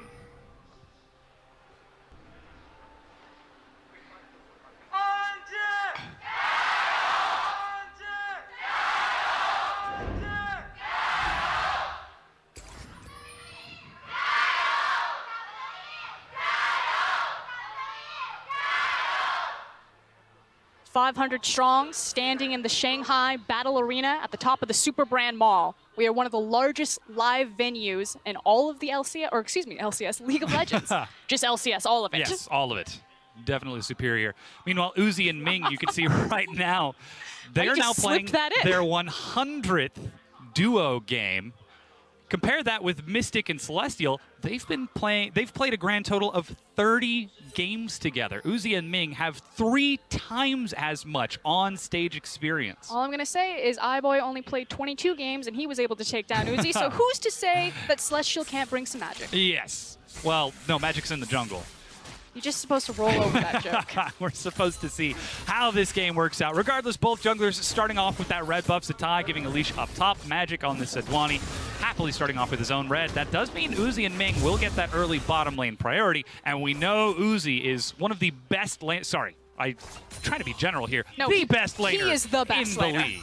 We can't say he's the best ADC in the world yet, but we can say that he is the best laning ADC in the world. He's proven that. Yes. And it is, reminder, 8.6, so Xayah has seen a couple of her changes here. Again, this was a priority pick of Rakan, not Xayah for Mystic. And normally you would see it the other way around. So again, I feel this is Mystic looking at Uzi and testing him. Can you actually play this champion as well as I understand her? And this always is the question between these two. Does Uzi actually see Mystic as a rival, considering the number of times that they meet and clash? Because they both have that propensity to single-handedly carry games. We haven't seen a lot from it Mystic lately this split, but hey, it's playoffs time. 957 has got the playoffs buff. Maybe it's a proximity thing. Unfortunately, in 2017, I actually thought that Mystic was the better ADC than than Uzi. He did get to prove that as they did meet multiple times in best of series, and he did get the cutting edge over him, but Mystic has been fairly inconsistent over the course of 2018 so far. If you haven't been keeping up to the LPL, he tends to die a lot. He does. And as a result of that, WE are taking the lower seed. Now, on the bottom of your screen, you can actually see that lower seeds have a pretty even chance to overcome the 0-1 deficit and advance in 3 out of the 8 last stacked series. We saw the lower seed advance. Historically, normally these matches are pretty one-sided, heavily weighted, but that's because the LPL has had such a drastic drop-off between the top 4 teams and the middle of the pack. This split, however, the middle of the pack teams are so strong, and that's why we actually see RNG and WE sitting all the way down in round 1 as opposed to semis or quarters. Magic now invading onto MLXG, who's able to secure his own camp, running Predator Gragas as he clears that out. My issue here is that you had the opportunity to pick Sejuani and you went for the Gragas. Now, the other Gragas player that we've seen crop up in the LPL is Invictus Gaming's Ming, but it still felt like a very bizarre or out-of-place pick. And when Sejuani gets tempo on you to not only dominate the Scuttle Crab River, but also invade you, place vision, and shove you off of your objectives, I feel like you're going to have a bad time. Normally, you kind of pick one or the other. You want like the heavy dueling jungle so you can at least get tempo advantage over Sejuani, because otherwise, she's just going to bully you around, take everything that you want, and track you better. It could perhaps be the litmus test for RNG, playing the MLXG Zatai style of playing as compared to the Karsa Let Me. Because again, they have a game advantage. They have a game to lose. That said, if they do lose the game, that becomes a momentum challenge. As oh, MLXG with the big smite. There you go. Oh, yeah. That's what you want to do to Sejuani. So often we talk about statements in the LPL, but MLXG, he just puts a period at the end of that. You invade me, I invade you. The big question is, though, oh, he failed. Oh, yeah, he actually bumped into the Raptor there. How do the mid laners enable or disable this? Xie, in the last 2 sets that we saw, has taken a step to support Magic's invade on the other side. He was the one who set up a ward that allowed Magic to look for those Raptors. Now, it's Xiao who's setting up MLXG to push. Exactly. You're getting your answer right now, Dom. It's the fact that Xie was low on mana, didn't get to see some of the early trades in the mid lane that could have indicated that, but Xiao, who had the mana, had the health advantage, and allowed MLXG to contest forward this Raptor camp. And I think he's going to make it out. Needs to be careful, though, yeah, we're actually seeing... Here comes Cass. He overstayed. Wow, what looks a little bit close to an all-in. That's the slow. Can't proc a stun quite yet as MLXG holds on to his flash and just walks it out. That means MLXG will happily take control of Scuttle, though. And it's fine. He's going to lose the Scuttle Crab, and you can say that, yes, MLXG is just going to either recoup his health or make a back. He's actually forced to take his Wolf Camp because he doesn't want to make the back right now and then lose that entire side of the jungle to Sejuani. But that's kind of classic MLXG, you know, just stayed a little bit too long, wasn't quite punished for it, but could have been. And the big scare with this sort of style from MLXG, that he was going to skirmish and invade on the opposing jungler, was that Magic wouldn't be able to compete. He is, after all, only 30 games into the LPL, but he meets MLXG head-to-head, doesn't turn around and run away as he might have just a few weeks ago. So already we're starting to see some growth in this statement game for WE. It is fairly easy to tell where Magic is going to be, however. Yes, they have a Cassiopeia. Cass really thrives when she does, or when she is forward in that lane, aggressively using her spells, but then that exposes her to the ganks, which is why it's so important that they team up like this to lay down the safety vision. And that is already working out for WE's favor. You can see Xie's stats in the mid lane. We lauded him earlier as the second best mid laner in the league. Well, there you go. His damage percent, damage taken, that's the famous Galio stat. And kill participation is incredibly high. Well, we don't have that first blood yet. We'll see if he bumps her up from third to second. And it's not just in his individual mechanics that Xie is stepping up. He is becoming a primary shot caller for the team. We had an interview with Celestial a few weeks ago where they made this crazy play, and Clement got to ask him, you know, who made the call for that type of pick? Immediately, Xie made the call. Yeah. You can see him when he picks up heavy roam champions like the Galio, like the Ryze, like his Talia. You'll start seeing him cheating and trying to puppet master the rest of the map. So if Xie is there first, things tend to go well for Team WE. If you lock him down, if you keep him in this lane, I think you can exploit them because they don't have direction without Condi or Xie. And that's where we see the veteran of Xie stepping up for his team, taking that captain role, as he and Mystic are the most played, or sorry, are the duo that have the most games in LPL history, overtaking Mako. That's a flash away from Ming as level 6 is picked up by Mystic. Already showing some aggression against Uzi and Ming. Yeah, trying to abuse the mismatch level between 6 and 5. Unfortunately, Ali and Xayah don't have access to their ultimates to disengage from a type of CC lock like that. And though we don't have a lot of action this early on into the game just yet, you can see how tense these two teams are. It's almost like a tightly wound string ready to break at the first sign of any gank or anything. And we do expect these early games to be fairly measured or cautious. Neither of these teams are big team fighting teams. RNG, again, they like the 1-3-1. Team WE are more about the late game team fight. Did MLXG just get in there? Yeah, we may be treated to our very first skirmish. Cash knocks him back in. He's pinned against the wall, but flashes to Magic. That's a quick save from Celestial. At least forcing the flash off of the Varus means that it should be a very easy repeat gank. And the fact that they were able to do that without Alistar having flash. So we're starting to see why the Gragas pick was the go-to for MLXG and where the combos and the practice maneuvers are paying off for them. So that was a sick cask. Yeah. Knocking Mystic into Ming, setting up, but still no items in that bottom lane. Haven't even seen the the health potions confused. Yeah, Doran's potions. Regular potions consumed. As it's just all about the minions, all about the CS. And as expected, even just in the standard laning phase, Uzi is starting to open up an advantage. Yeah, his CS difference at 15, I believe, is 13. Full minions, yeah. And the next closest person to him is... Oh, no, 18. It's 18. The Yeah. next closest person to him is 13, and the person beneath that is 9. So Uzi is a big difference, and he, across the board, elevates RNG stats. When you start to look at their team laning stats, they're head and shoulders above any other team in the LPL, and a lot of that is just based off of Uzi's power. And by comparison, Mystic, he's 6th or I believe 5th in the CSD at 15, at about 3 CS ahead. That's a grand total of 15 minions, which is 300 to 400 gold, depending on the waves and a cannon creep. Uzi gets a kill just by being that much better. Sorry, a kill's worth of gold. And what's interesting is that Uzi has the highest gold share of any player in the LPL, which that makes sense. He's the best ADC. But a lot of people would read that stat and say that that's RNG funneling all of the resources into Uzi, and that's not necessarily true. What we're saying is that Uzi also just a great job of building his own gold lead. You know, pulls himself up from his bootstraps, makes his own fortune, and then his team gives him everything. Yeah. And it is because of that Uzi is lauded as the best AD carry in the league. Perhaps one of the best, or well, definitely one of the best, but perhaps the best in the world, as he is able to so often open up that advantage. You're really for his team. skirting that line. Yeah, well, look, I want to call him the best in the world because he's the best in our league, and I think the LPL is the best in the world. I follow the logic. Here we go, round 2, no flash on Varus. Let's see, Ming has got his cask ready, holding on to the flash body slam, but MLXG doesn't find the opening he needs. Take a look at where Magic is, though. He's actually skirting around the opposite side, perhaps looking at Xiaohu. The Shockwave did just come up, and yeah, Xie and Magic are down here.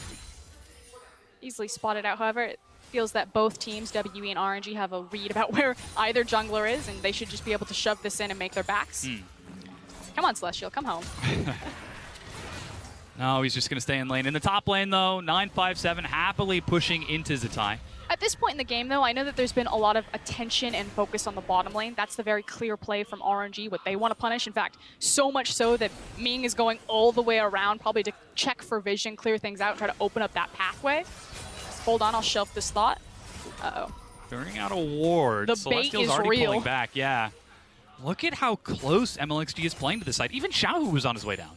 But this is the clear play from RNG, but Team WE from blue side, they have much better gank angles in on the mid lane, and they still have a Sejuani and a Rakan. So I feel like WE, if they want to force Xie unlocked from this lane because he is the Cassiopeia, instead of drawing attention bottom and meeting RNG here, they do have the option that they can actually look mid, unlock that unlock the Rakan because Varus can just sit back safely, especially if the wave is crashing into him, and throw Sej and Rakan mid lane.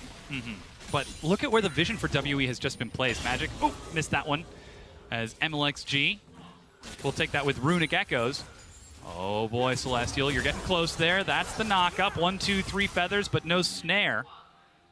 Allows Celestial to walk up and start contesting this vision. Magic is still on this bottom side, but there is a lot of aggressive vision from WE on that top half of the map. The Pixel Brush, and Magic is going to spot out MLXG and start the Dragon. This is actually a good read from WE, understanding that MLXG's red buff has spawned, so he's going to be on the top side of the map. They now have vision that Xiaohu has gone back, and so they're very quickly going to grab an Ocean Drake. Of course, Ocean is so important for a lane phase, and I feel like we're going to have a very extended lane phase. Already 12 minutes and Tower hasn't gone down. I mean, you even just saw the Gathering Storm on Zatai in the top lane on that Swain. Everybody is playing for the late game right here. As Dragon is picked up, Magic looks to steal away the blue and pass it over to Xie. And still having good information and read about where MLXG was. You can see that his red buff is warded. They know that he's not going to be here for about 30 seconds. Opens up the possibility to make a play bottom, although with Alistar and Xayah, very scared to do so. Still, though, the laning phase continues. 13 minutes in, 300 gold advantage for WE as just about every single lane is going even. But take a look at this. Magic, he's been spotted by a ward. There are pings on top of him. And RNG, they initially didn't know where Magic was. Yes, they spotted him out with the pings, but MLXG was pulled down bottom, and backs were almost canceled. Hold on. Oh, Celestial dodges away to Mystic using that grand entrance, but that is the cask now used from MLXG. And RNG, choosing the teamfight composition, find themselves slowly but surely losing inches to WE. Could have had a Sejuani. Could have made that exact same play. Yep. But we don't see that. Instead, it is the teamfight composition from RNG. Again, they do have one game advantage over Team WE, and while you do want to win early and go home, what better way than to scrim on stage against one of the best teams in the world? I just feel like if you get a free coupon, you don't waste it on... I don't know. Yeah. I don't know where This Gragas is freebie. going to fit in the analogy. But back onto the map. Oatmeal raisin cookie. If you have Oatmeal raisin? if you have a free coupon for cookies, you Some get the people chocolate like chip. oatmeal raisin, I all right? actually really like it. Yeah. Some people aren't fans of chocolate. It's uncommon, but it is entirely true. Magic's now still on this bottom half of the map. So we can talk about this now. 8.6, you can see that Varus has completed the Rage Blade. That's fairly standard. This is the big adjustment patch for the Rage Blade. Its damage is absurd, especially when you start having extra amplifiers of magic on hit procs. Now I'm curious what the end of the Varus build will be. I was checking out Loken solo queue, although I'm going to have to shelf it again because this is round 6 of this gank attempt. I know. MLXG really wants to make something happen down here. But the end of the Varus builds, I'm very curious. Loken was playing a pretty standard Varus. He had the Rage Blade, he went for the 80 and then the Hurricane, whereas other Varus builds have been experimenting with the Void Staff, with the Death Cap, with stacking magic AP, damage yeah. and grabbing that Gnasher's Tooth as well. So definitely want to keep our eyes peeled on that. Is action? Nope, no action. The helicopter parent hovering once again. Xiaohu, he's got vision on this side of the map. cleanse. He doesn't see Celestial over there as well. And yeah, you did mention the cleanse. Sped up, he walks away from Magic, who is finally spotted. That frost armor broken by the command dissonance. Just a lot of looking at each other this game. It really is. And Magic, this seems to be a very slow, intelligent game from WE. They're playing around the vision of RNG. You can see the wards that RNG have placed to try to spot this out, but constantly sweeping in, clearing out what they can. We're also seeing Celestial and Magic work together more so than Xie and Magic from earlier in the split as they're controlling vision on this bottom half. And the scary thing is that this isn't RNG's usual MO. They are much closer to Invictus Gaming in that it's a win lane, win game type of style, known for their 1-3-1, known for their ability to close out early games. They had one of the fastest average game times in the LPL. Team WE, if you go over 40 minutes, they have a 70% chance of winning that game. That's a scary statistic. You do not want to take it late. It's only 24 minutes away from that, Frosk. I guess the mentality could be as a coach perspective, if you take a team fight composition and you beat a team at what they're good at, then you mentally get inside their head. You can shake them and say, you can't even play your style against us. We gave you the champions that you like and you failed. That said, they actually have to win though. Magic on the invade. This is a bit risky. MLXG sitting in the tri-bush. That's a knock-up. Again, the frost armor broken. Magic turns for the engage. Ming blocking these hits as Uzi just sits back in that brush. Xie getting pulled down faster than Xiaohu means RNG can't turn what could have been a pick into a kill. Still reading around this bot lane, though, as it looks like we're actually going to try to force this.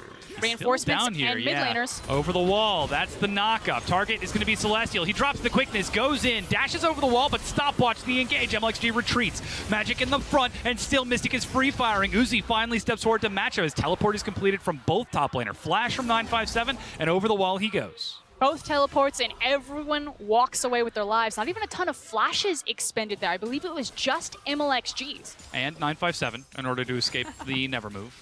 As the cute little Gnar was standing behind everyone about to go into Mega, he's like, Can we take this? Can we really do it? feel like Oh, this and look one. at where Xie. Oh, man, just another snake in the grass. MLXG, he thinks something's wrong. He knows something's wrong. Waits out the barrel cooldown. And Xie will back away. And that is a perfect example of how this entire game has gone for the first 18 minutes. It's just everyone knows what everyone is doing, and they're just making eyes at each other. The new age rivalry of the LPL, WE and RNG, taking game one slowly and seriously. No cheese, no surprises. and just playing out that calm, intelligent macro team fight game. And that is actually working out for WE's favor. They're slowly increasing their gold lead up to 700 now. We're seeing the advantage for 957 in the top lane, slight CS advantage for Xie in the mid lane, pretty moderate advantage for Magic in the jungle, and Mystic is going even with Uzi. It's not the 15 CS differential we predicted. But it also hasn't been an isolated 2v2. That has been a 3v3 this entire game over the repeat ganks. And yes, RNG have been ganking more often, but Sejuani has definitely had full control or more control over the bottom side of that river, giving Mystic the safety that he can trade effectively with the Varus. You know, it's funny, we call Magic the helicopter parent for Xie because he hovered around the mid lane so much during the regular season, but MLXG is hanging around that bottom half of the map. 36% of Magic's ganks go to the mid lane. He is absolutely a helicopter parent, but like you said, kind of changing things up. MLXG still hanging on this bottom side, communicating pretty effectively with Ming to control vision, look for these engages, waiting for WE to overstep themselves, and this could be it. Ming, headbutt pulverize, he's found Celestial, Mystic walks it back under the turret, he's stunned. MLXG, he's got the cast, but a flash gets him to safety. Xiaohu doesn't get there in time. And this is the first proactive roam we've seen from Xiaohu. Second flash burn for Varus. See if they're able to punish it this time around. It's also a repeat Ocean Dragon, and RNG, if they really want to try to force something out of this, could maybe look to collapse. With so many key ultimates still being up, I don't think it's likely. He is actually heading up towards the top half. Zatai, low health. He's got his flash. Blast Cone over the wall. Zatai pops into the Demonic Ascension. The minion wave has been cleared up, but Xie still steps forward. This could be first blood. 957 tanking, and Xie gets it passed over. Magic, meanwhile, overextends on the other side, but backs off. And at 20 minutes in the game, on Xie's Cassiopeia of all things, we finally get a first blood. And it also showcases why Xie is so important. Even on a non-roam champion, the team still demands that he is the guy that is making the proactive plays and getting it done. And you just saw those stats on the top of your screen. When WE get that first blood, which they do in 2/3 of their games, their win rate goes up by a whopping 15%. Magic hops over the wall a little bit late there. He's still got the Glacial Storm. Who's he going to target? Ming, but doesn't get the range. And that's just a flash from the Alistar to walk it off. So recognizing that Ming didn't have his ultimate available, so he wouldn't be able to just pop out of the hard CC, unfortunately, Ali just gets to walk away. Just outside of the range. And now Magic and Xie going to push up a bit in the mid lane. They know there's no flash from MLXG. They're going to push not one, but two lanes at the same time as 957 looks to take it down. Solo, first brick in the top lane. And unfortunately, we haven't gotten a lot of time to look up into the top lane. I feel like this has really been one of those games where the top laners show up and you're like, wow, I have a Gnar? Yeah. There's a Swain in this game? And while there hasn't been a lot of blood action happening up there, aside from the first blood, the fact that 957 has a pretty sustainable CS lead, Gnar is considered one of the decent matchups into Swain, and just takes the tower for free, and no one came to help him. You know, we were talking before, Dom, that if you put in MLXG, this could be attention and focus for Zatai up on the top side, but he's been completely left on an island. And I just want to point out what WE just did here on the way out of base. They didn't go into lane. They went to the Baron to check for vision to see if RNG were there. Again, this is a Cassiopeia Varus with Gwynsu's and Wit's End. Oh, they know. If there was an award there, they're going to shred it. That would have been terrifying. RNG were completely unprepared on the other side of the map. Ming is only just now getting to the Baron. But it is very dangerous to take a fight around the Baron, which is why the vision control is so important against RNG's composition. That is an Orianna, Alistar, Gragas, Swain. Anywhere that you're clumping up like that, especially in the jungle or especially in the river, can be so punishing. So if Team WE want to try to pull the trigger on this, which it's fairly obvious, we see LPL teams itemized to do this all the time, they need to make sure that they are going to hit. And this is where we look to 957. You mentioned his performance just a moment ago. If he can get a good flank and prevent RNG from finding the clump of the 4-man, from utilizing that 1-4 effectively, then WE could be in a much better situation. And that's exactly what we see right now. 957 on the bottom half of the map. 4 members from WE hanging out in the mid lane, looking for a vulnerability, looking for an opening.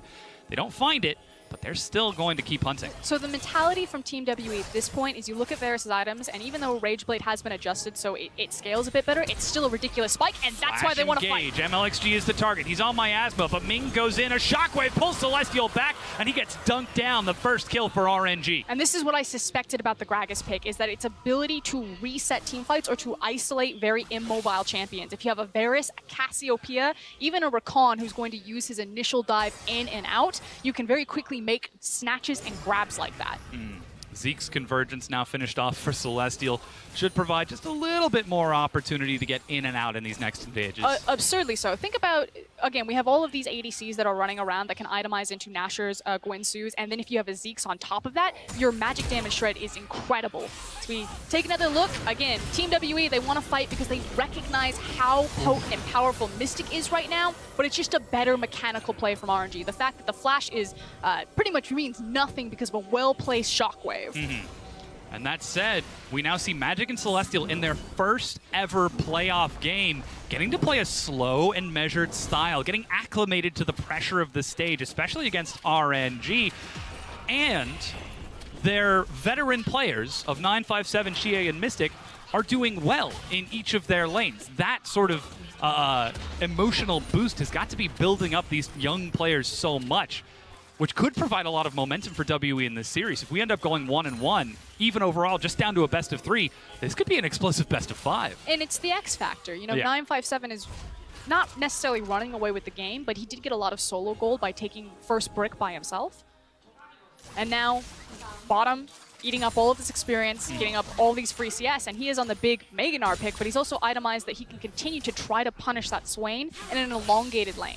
And look at how Xiaohu had to itemize to try to cope with that. Void Staff second for the penetration so that he makes sure if there is a fight that WE are currently looking for, I will be able to do damage to the front line. I may not be able to 100-0 the back line, but it's not about those quick bursts, those quick hits. Still 25 minutes in, 957 just going to keep absorbing wave after wave, as it's a full, nearly a full item advantage for Xie. Needlessly large rod now picked up for Xiaohu as he makes his way back out. And while it is one Ocean Dragon between the two, the third Ocean Dragon is going to spawn in 70 seconds. So still, the laning phase drags on. It's not about the monster objective timers. I mean, yes, the Baron is still very important, but again, it's more about the windows around these 80 carries. This was not a match about RNG versus WE. This is a match about Mystic and Uzi. Yeah. These guys have some bad blood between them. One of them has been the best ADC. One of them has now taken that crown away from him. And this is just, you know, putting it to bed. Who's really better? I mean, we're going to find out at the end of this series, won't we? That's the dream. That's the hope. But I am just so surprised to see RNG play this different style when Uzi has been having one of the best splits of his life, and they take a different style that is not completely Uzi-centric during the laning phase, during the early game. It's more about macro. It's more about intelligent maneuvering around the map. RNG, perhaps this is them looking forward, looking beyond WE, looking at the next opponents in the bracket, Snake and Invictus Gaming, and saying, hey, we might not just be able to brute force our way through Snake or Invictus Gaming if we take this series here. It's also giving responsibility to other members on the team. Yeah. Ming, it's his signature Alistair pick that he was able to grab access to. That is kind of the core of the composition, because he's going to go in first and he's going to be followed directly by Xiaohu. And you can already see those two kind of blitzing in and leading the charge like, get out of this river. There's no way that you can step forward and contest this vision. But yeah, Uzi's the guy. He's the carry, the leader. But this should all be about Ming.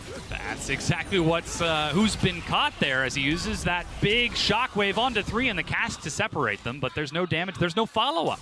Just for added measure, just throw the cask in. Yeah. Get them stacked up so I can split them back apart. It does mean that RNG are missing 3 key ultimates, so again, now Power Dynamic will swing back to Team WE, and they should use this advantage to force into that river and clear it out, because RNG can't contest, which is why they want to try to force the waves, and they want to say, if you're going to go clear out the vision, you will lose something, whether that's EXP or gold. Just like Malphite, you will lose. 957 is actually starting off the Baron here. They know that the cooldowns are still burned. WE going to try to burn through it. All 5 members have grouped up. Celestial is stacking up just on the bottom, but here comes Xiaohu as he steps forward. Baron's at half health. The collapse from RNG. They're coming in from 2 directions. And look at the shockwave cooldown. It is just about to come up. This is a very risky play from Team WE. Even just looking at a possible 50-50, and RNG just sat back and they said, we don't even need to expend our teleport. Swain just casually walked from the bottom side of the map towards the Barren River. We talked a bit about the shred of the Cassiopeia Varus. Well, they perhaps need a bit more itemization to make sure that shred happens that much faster.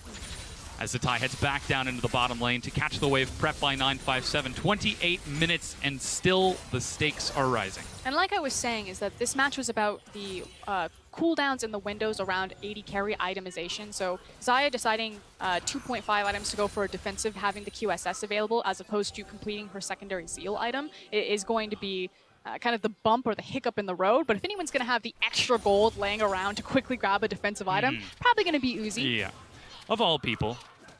Not able to get a huge CS lead over Mystic in this game, but still having a strong performance, though we haven't seen him really been able to do too much so far because there has been so little actual action in terms of kills. And excuse me, his Infinity Edge.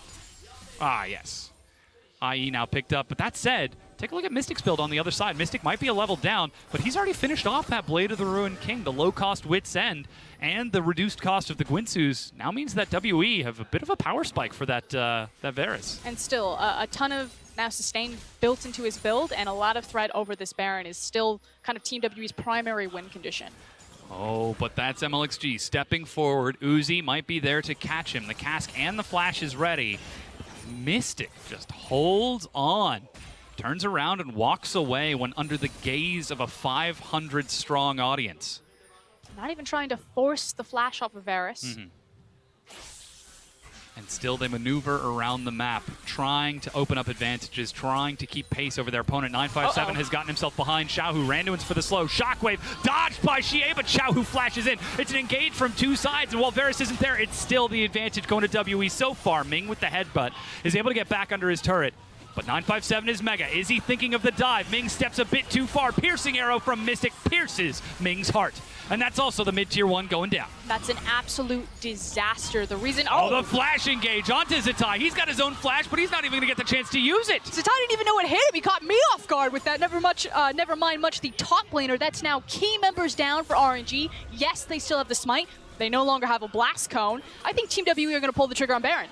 Yeah, they're grouped up into the pit. 957 ready to zone or hop in at a moment's notice. MLXG has no vision. He's trying to take the long way around, but that's the shred we were talking about. It doesn't even just have vision. He doesn't have Uzi. Uzi has just completely said, this is not a situation that we can contest anymore. I don't have the itemization. We don't have members. We don't have position. I'm going to take Ocean. And this game, now the Baron has just been picked up by WE, seems so antithetical to the LPL in general. 957 starts it off. And Xiaohu's going to catch a lot of flack for this, even though Xie played that perfectly. But we don't know. Was that Xiaohu not hearing a call or disregarding a call about where 957 was? Or was that Zatai not communicating cross-map that Gnar was going to have the flank there? Because obviously caught off guard, and it wasn't just Xiaohu being caught off guard. This then quick snatch and grab of Swain, like that's the real difference maker. If Swain was still alive, they maybe would have had enough to force them off the Baron, but with Swain also dying, that was the nail in the coffin. And now WE with the Baron buff for 3 minutes. They've still got teleport on 957. They've got the opportunity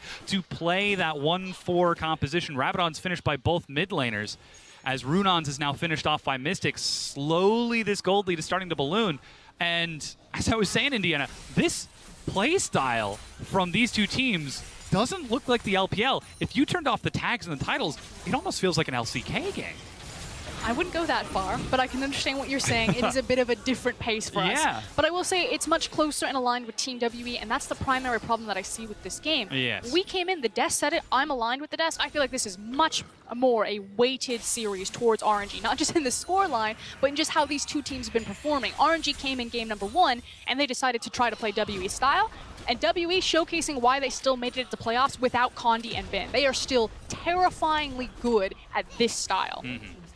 Taking it slow, playing the team fights, looking for openings to strike and strike fast. And playing front to back. It was technically a flank that caught them those picks, but this composition, their itemization, it's pretty clear. They just want to group everyone, put their tank line in front of them, set the line of scrimmage, and then just slowly roll over RNG like a tank. That's exactly what we see. MLXG is trying to be the bastion that stops the bulldozer of Team WE, but He can only do so much with that one cask, though he is on the side of Team WE now. Shie steps up, and that's the Miasma. Now they finally spot the Gragas, and the push begins proper for WE. Mystic starts firing across on the turret, and Uzi is forced to back away. This is now the second Tier 2 to go down for Team RNG. And they've got their waves actually set up in either side lane so they can quickly rotate and continue this siege. Makes most sense to go top, of course, because the last standing outer is probably the easiest objective to get behind and contest.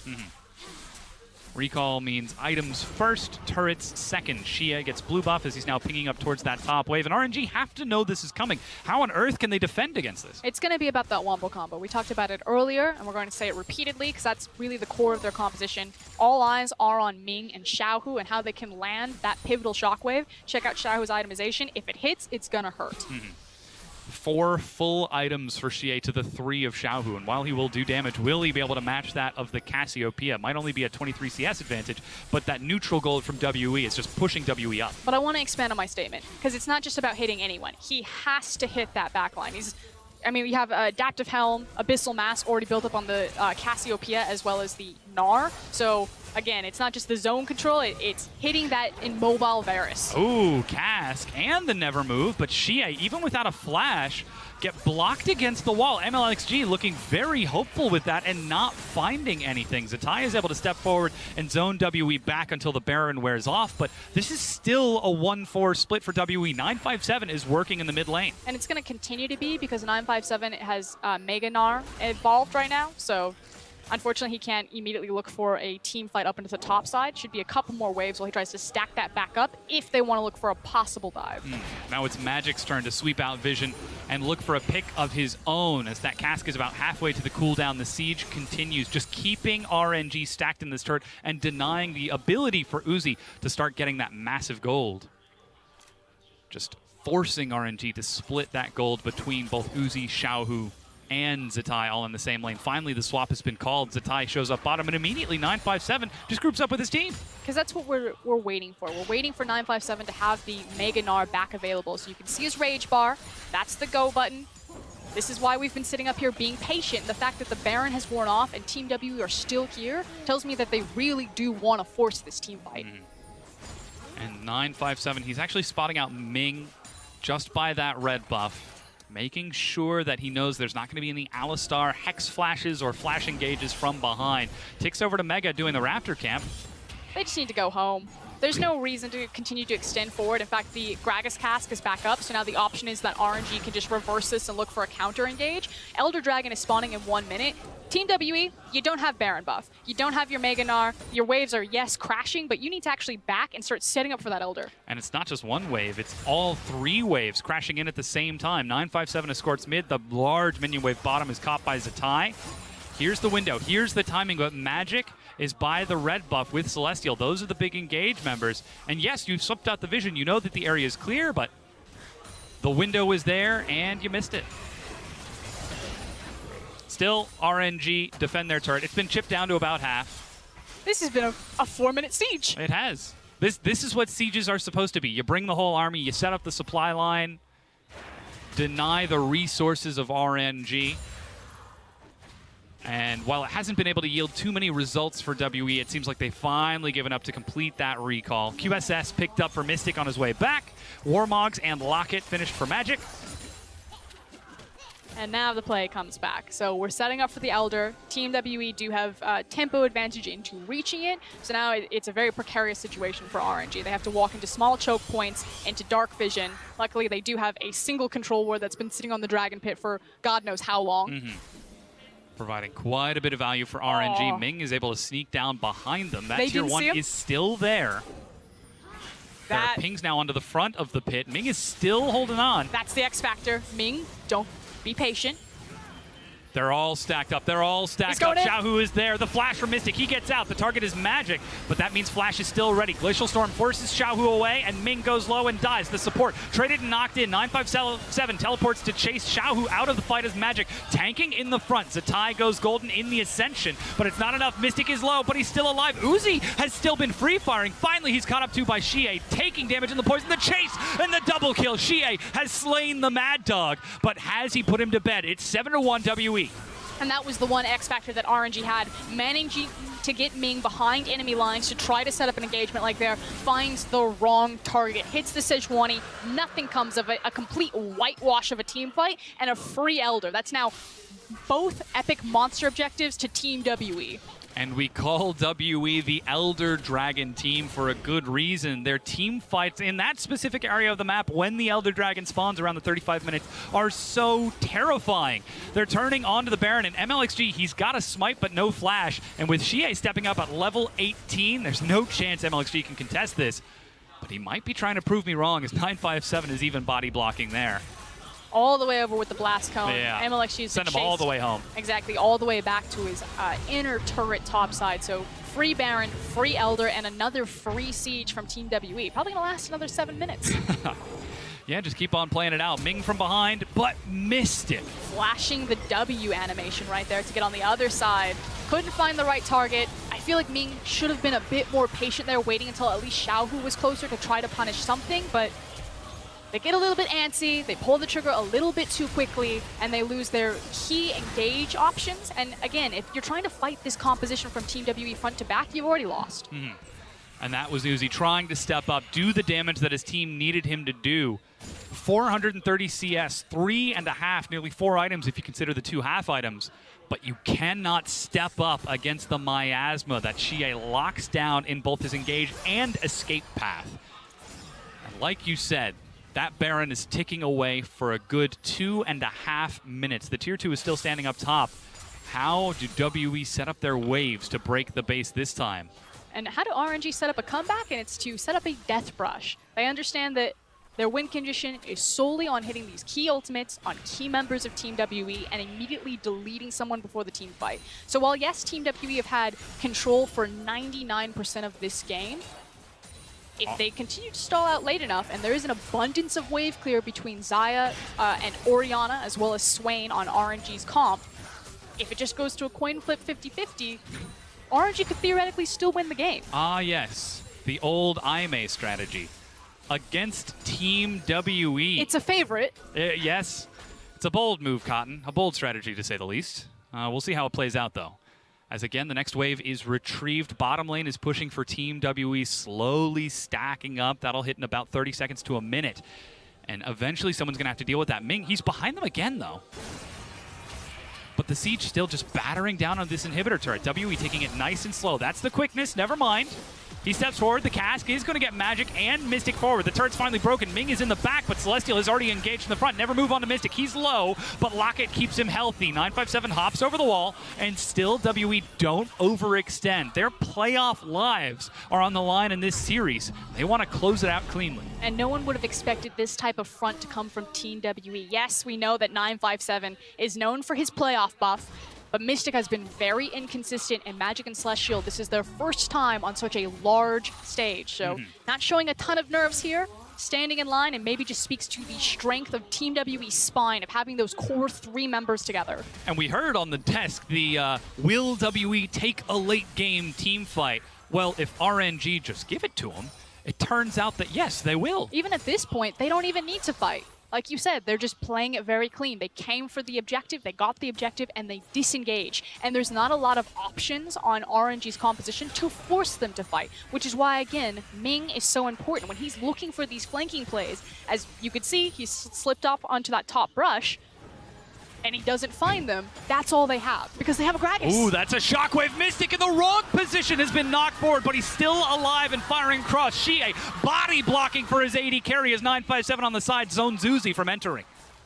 Tried to find the Varus, immediately reset his position, couldn't break him, and now they are fighting 1 team member down and a lot of key ultimates missing. This should just be the inhib. If RNG choose to plant their feet and fight there, they die and lose the game.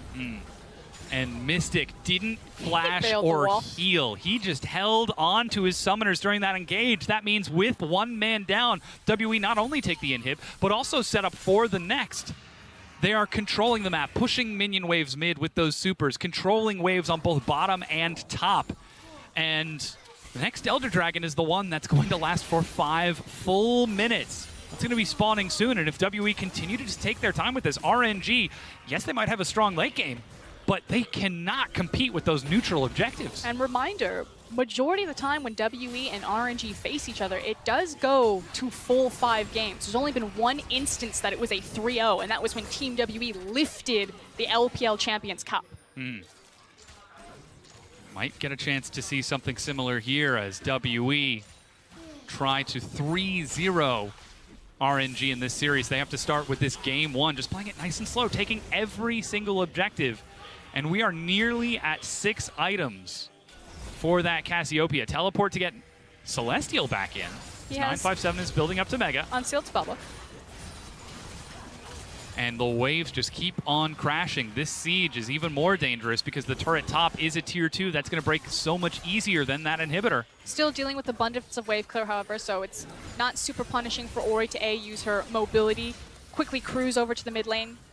Yeah, but we've seen the strategy once. Our WE just set up the slow siege, take their time, lock RNG into their base, starve them out, wait for the neutral objectives to spawn, then go and take them. Still very dangerous to do against RNG. Probably the best team at making their waves all crash together. So this is a very practiced Team WE 5v5 style, but this is Team WE playing or closing out a game in a very practiced RNG style. Both these players and these teams go way back. They face each other 5 times now over the course of 4 splits. And again, this is the 4th time that they've met in playoffs. WE just bringing wave after wave. Super minions now pushing in mid lane, getting closer and closer to the Nexus turrets. MLXG is forced to pull back, and already the OMW ping from Celestial on my way. He's still got that Zeke's convergence, holding on to the quickness, grand entrance, and flash. They now see Zatai on the other side. And no one engages. And 957 had access to Meganar, so seeing that Swain was topside, losing that surprise, there they go. That's the engage. Ming with the knockback, but Shockwave from Xiao, who misses as he's Glacial Storm. Celestial backing away, Magic tanking in the front. Ming is low, and still no one has died. 957 drops into Mini. And the fight disengages. Whew, I'm holding my breath. This has been one of the weirdest LPL games I think I've ever seen. We are normally a very fast, very bloody region. I cannot believe that Team WE has bent RNG to their will, and that Uzi is possibly starting out his series. Like, you have to think of the momentum. That 0-1, RNG were gifted that point. They ride the momentum of a very consistent, a very dominant, regular split to have this advantage, and it looks like Team WE are on the cusp of evening that up. And then you have to think about that little voice in Uzi's head. Am I being undone again? The not-so-little voice at this point. The uncrowned king of WE. The crownless king himself. Elder Dragon is up in 10 seconds, but Baron has already spawned. Those 2 neutral objectives happen to sync up. And as a result, RNG, aware of this, find themselves now pushing in the mid lanes. Zatai hits the never move onto 2. And Visions of Empire lets him see his targets. But Elder Dragon seems to be on the docket for MLXG. He's sitting just outside of this vision. Come on, WE. Take the bait. There's no reason for them to go over there. They would much rather have the Baron than the Elder, and it looks like we will have a trade for both epic monsters. And to follow up on what you said, Indiana, this is WE bending RNG to their will, but also it's RNG bending after an incredibly dominant second half of the split with Uzi's return after the New Year. This is them playing a completely different style and looking like they can't keep up with WE. At this late in the game, I guess we're just taking a look at a replay about a disengage, is what this felt like. Hard engage into disengage, into everyone blows their cooldowns, and then we all just calmly walk away from each other.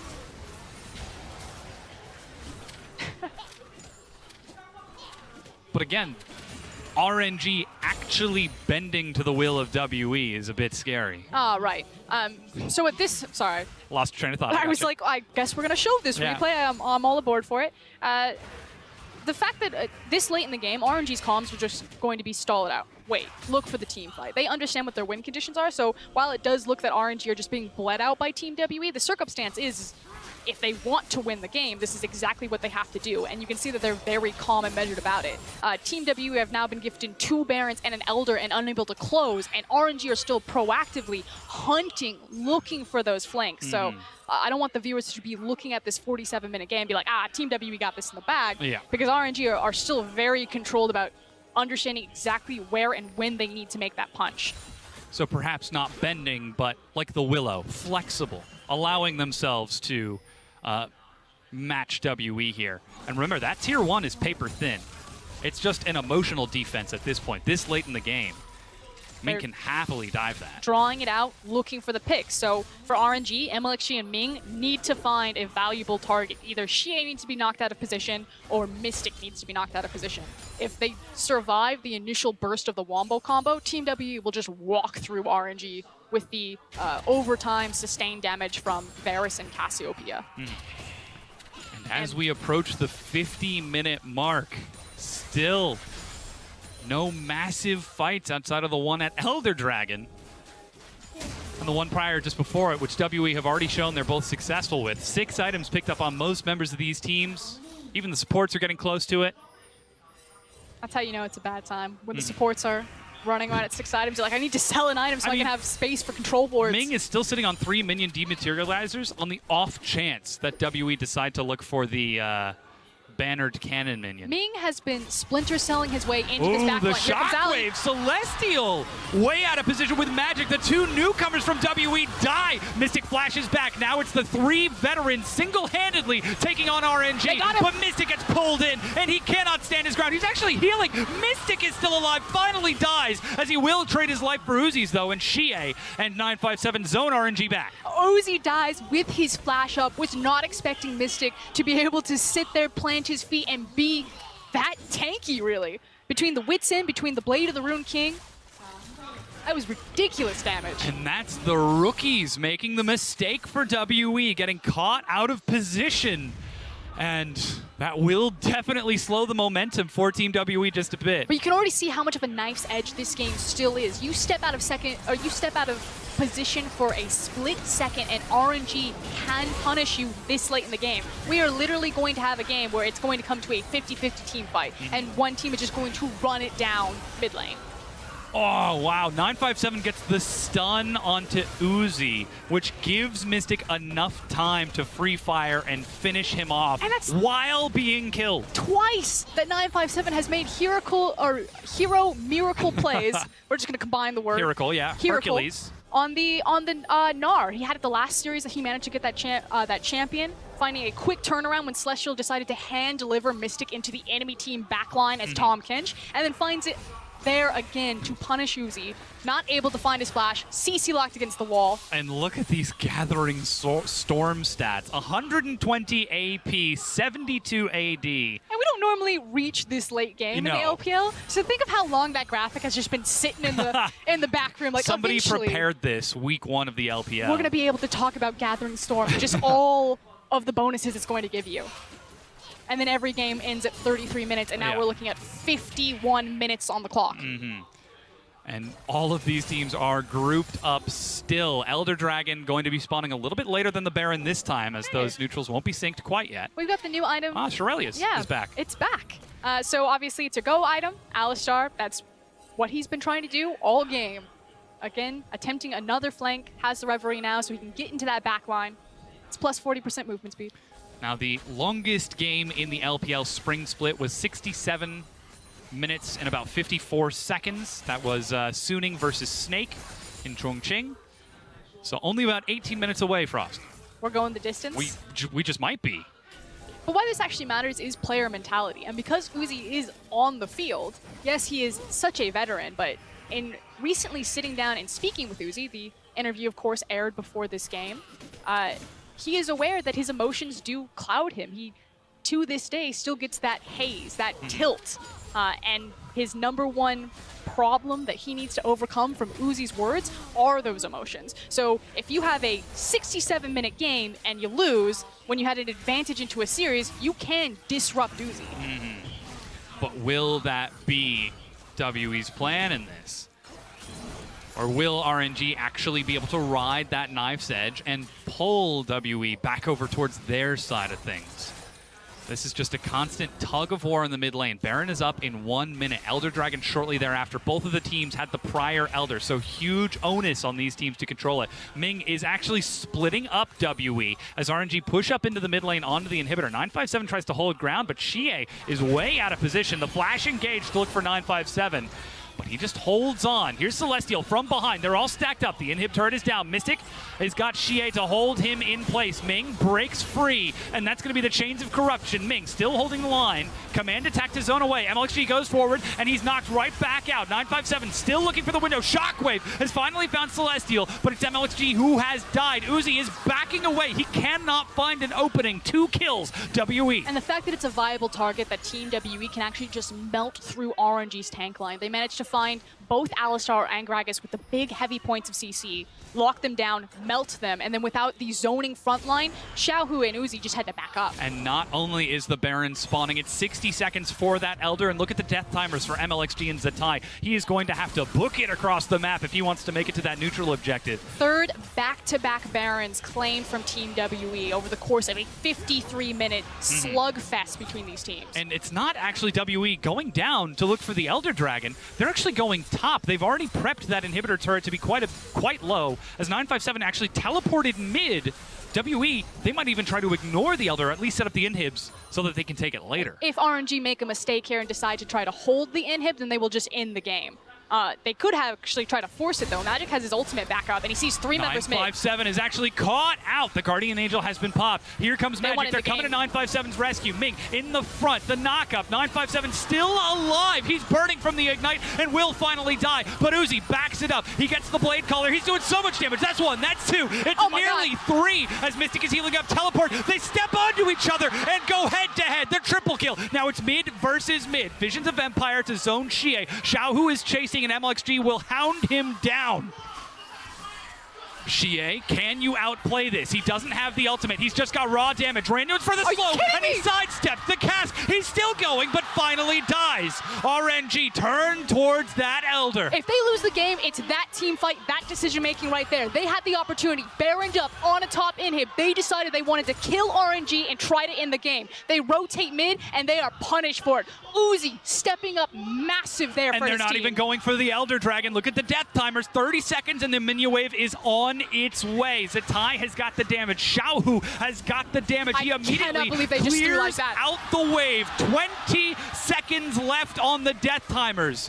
It's going to be close, Indiana, as Xiaohu just keeps on firing. It's over. It's done. Key after key. And it will break down onto the Nexus. 10 seconds on the death timer, and RNG at a deficit for the entire game win a single team fight off the back of Uzi and are now on match point.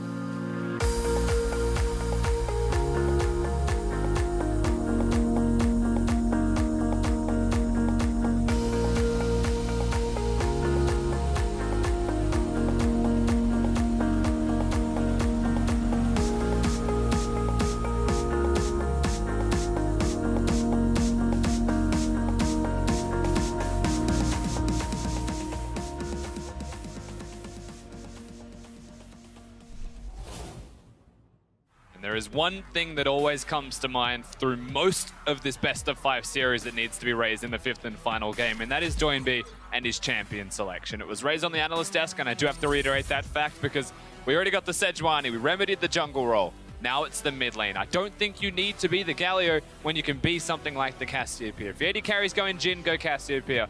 Pick a scaling control mage, or if that doesn't fit the bill, pick something that controls the middle lane, and please help your jungler rogue warriors, or BLG are just going to walk over you.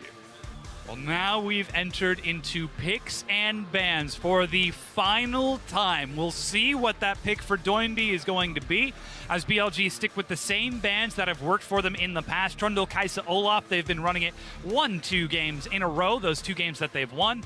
Rek'Sai banned away from Chieftain here, along with that standard Gangplank and Camille. No surprise, though, Amazing Jay. Bottoms up, he says, as he picks himself up, Ornn. Goes for the back-to-back now. On the opposite side, the Varus, the Tahm Kench, still a very strong duo if you wanted to see that one come through. But note that the Xayah Rakan is still available, so it'd be very risky to commit to just Varus, Tahm Kench. And you can see Rogue Warriors have already changed things up here. Yeah, it's Braum priority from Killua in the bottom lane. He's not going to be able to save SMLZ this time if he ends up getting overextended. It's all up to SMLZ's positioning to keep himself safe. And Chieftain, he immediately sees that. No Tahm Kench? Oh, get me that Skarner. Yeah, no reason not to be the Skarner this time around. You could go to Sejuani for ranged engage, but Ornn already fits that bill. So yeah. A bit of pick, a bit of early control. Even with that Skarner, you could afford the Zoe once again. Get that for Mole, but Swain exists. Remember, a super strong meta champion right now that Mole has just shown his hand on. Shows that he can actually play it to a super high level and got the MVP in game number 4. So I wouldn't be shocked to see them hold their mid lane pick for a little bit longer and perhaps go for an AD carry like the Xayah. Timer is now running down. BLG, they see the confident first 2 picks of that bottom lane. Caitlyn is actually locked in for Jin Zhao to match that Varus Braum. So perhaps a bit of a quick pivot from BLG to keep their bottom lane safe. And I'm super happy if they lock that in. They've actually prioritized the top lane. It can flex towards mid lane, definitely could. But going for an early top laner, having the tank battle and acknowledging that Sion will be banned if we don't pick it right now. And so they meet in the middle ground. This is recognizing what was going poorly for them in the last game. And that was Mouse going poorly for them in the last game. Very hard to make a mistake as Sion. I believe that Sion was even hovered by Rogue Warriors before the Gnar was taken instead. There's the Swain ban away from Mole. Is it going to be a double mid lane ban, perhaps, leaving that support pool completely open? Or is it just the priority ban away from Rogue Warriors? We'll see as they get to the next pick, as BLG will get the chance to start pairing away Doinby and Flawless's pool. So far, it looks like it is going to be Flawless who receives that 4th ban. And I would still like a Morgana to be removed from this game. Not so much that Road is an outstanding Morgana player, the bindings were connecting, but more so the Braum matchup. Yeah. You know, it's very easy to negate the stuns. It's so intuitive to prevent Braum from existing in that laning phase. It hurts the Sion as well. And getting rid of the Morgana opens up options in the middle lane as well for control mages, but they choose not to. Yeah. Instead, they go Rakan. It is Rakan, taken away from Road. Perhaps a bit more afraid of BLG just doing that dogpile thing that they did in Game 4. 5 people show up, and 4 of them have long and very powerful engage. Jarvan is the final ban away from Flawless. Sejuani is still open, and he's got plenty of other picks that he can fall back towards. He's got to be psyched sorry. 4 jungle bans, 5 if you include the Rek'Sai, 6 if you include Camille. Yeah, he's got to be psyched out, but like Sejuani is just the best option for them in pretty much every scenario here. They're missing damage. That's the one thing that they're missing right now, and this is where you would say, you know, the Gangplank's removed, the Camille is removed from the top lane, unless you're going to play Fiora, and that's not really a Mouse thing, that Sion is going to go top lane. Yeah. And that they should be picking a hyper carry or a scaling damage source in the middle lane. Something that has mid-range would be nice to have, and at this stage, the one thing that seems to be missing to me from BLG's bans is actually the Rise. Yeah. I think that's where he may look. That's wide open for Doinby. He's going to get counterpick with that final red side pickup into Mole's Zoe. And something that might be able to match the wave clear of that Zoe just a little bit more as Road returns towards his very well-known Thresh. We've seen this exact style composition from BLG against Jingdong just 2 days ago. It was the Skarner-Thresh combination, but Rise locked in for Doinby as the final pickup. Rusty, we've got our compositions. We have a very strong team composition for both respective teams as well. Mole gets the Zoe. Chieftain has one of the champions on his coin of champions that are there for him. Amazing Jay on the Ornn, Jin Zhao on the Caitlyn, and Road on his Thresh as well. That is such a scary individual draft from BLG for their comfort champions, for the champions they excel at the most. But it even works as the composition. The siege that is there for them is incredible. They've got the pick. They are set to succeed coming into this game. But they're staring down the barrel of 1,000,000 Rogue Warriors tanks with a very signature style composition of their own. It's not the Tahm Kench Dom, but I can tell you that Killua is one of the best Braums that we have seen in the LPL this split. And he is very prepared to carry in this. We'll absolutely keep an eye on his performance. Of course, he'll be next to SMLZ, the sniper of the LPL, to try and line up that final shot. All it takes is one win from Rogue Warriors to lock it out. They've dropped their chance in the last 2 games, and BLG have picked up their own momentum, bringing this to the Game 5, the final decider. Doinby, one of the most experienced mid laners in the league, taking on the rookie of Mole, who has outpaced him in these past 2 matches. Will Rogue Warriors recover? Are those smiles genuine, or are they masking the fear that this newcomer BLG roster could send them out of playoffs? The ball is definitely in the Rogue Warriors' court for the 5th game because momentum is against them and they are against the wall. So if they want to come back into this, they need to start strong. They need to work together as a team. They need to get the ball rolling. Otherwise, they are at risk of being reverse swept when they were at the verge of a clean sweep. And as we load onto the Rift, Rusty, the fans are going to have to be as loud as ever. Bilibili Gaming looking to reclaim playoff glory, where Rogue Warriors in their first split in the LPL are chasing down that semifinals berth in Hangzhou.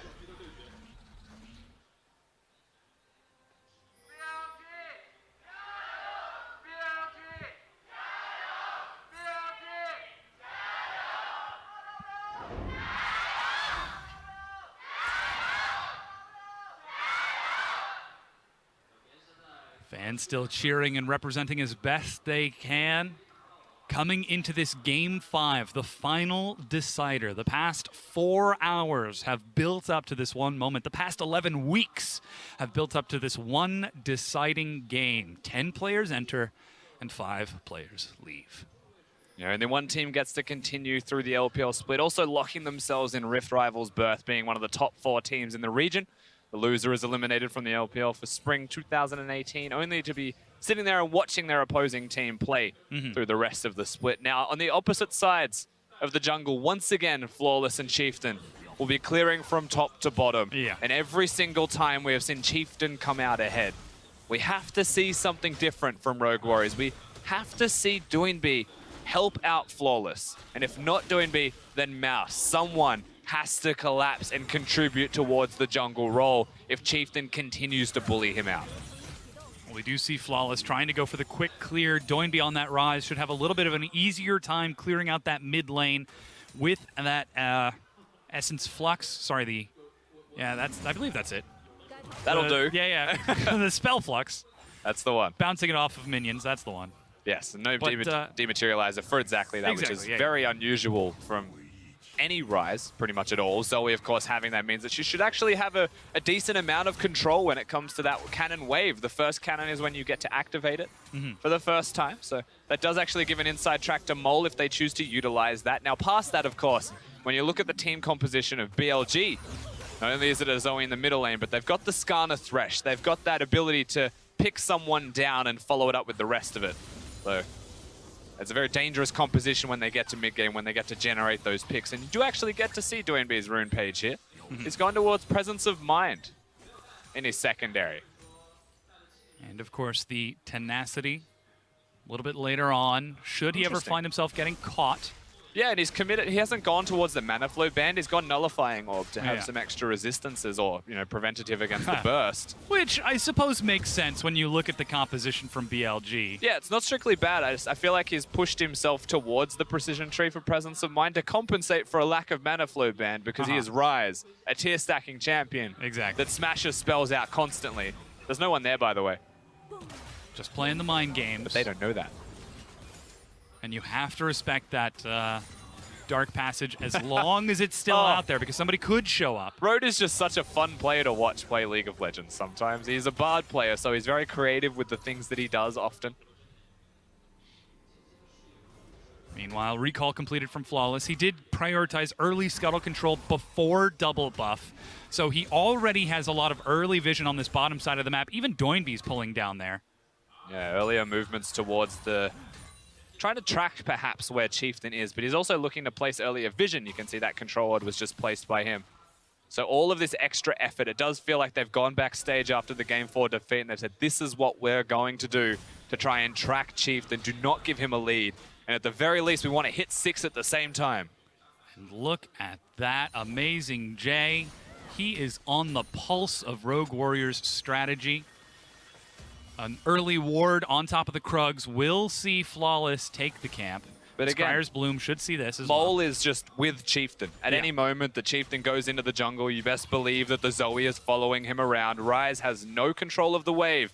He's not able to because he does not have the dematerializer. So they're looking to scale just that little bit more here, Rogue Warriors. There's only 2 charges left, to be fair, from Zoe, but once she hits level 5 or level 7 even, she gets better at clearing minion waves, and then there just is no answer for the Ryze besides stepping up and trying to hit her. Perhaps it is Doinby and Rogue Warriors opting to play that later style, not playing for this laning phase. And we've seen them try to make that choice in Game 3 and Game 4. It didn't work out for them. This time it is a much more measured approach in those rune choices, at least from Doinby so far. Yeah, I don't think that's the pure goal from them, but it's something they could be always looking towards. Oh, yeah. On the opposite side, having all that pick there. Amazing Jay is a big part of the team fighting, so Absolutely. they'll have to be grouped and use the horn to actually start team fights off from a decent amount of range. And for Rogue Warriors, combating this, if they go late game, Skarner does tend to drop off, but that's where Amazing Jay starts to be super impactful with the ultimates. It's about hitting level 6, using those level 6 power spikes. Flawless.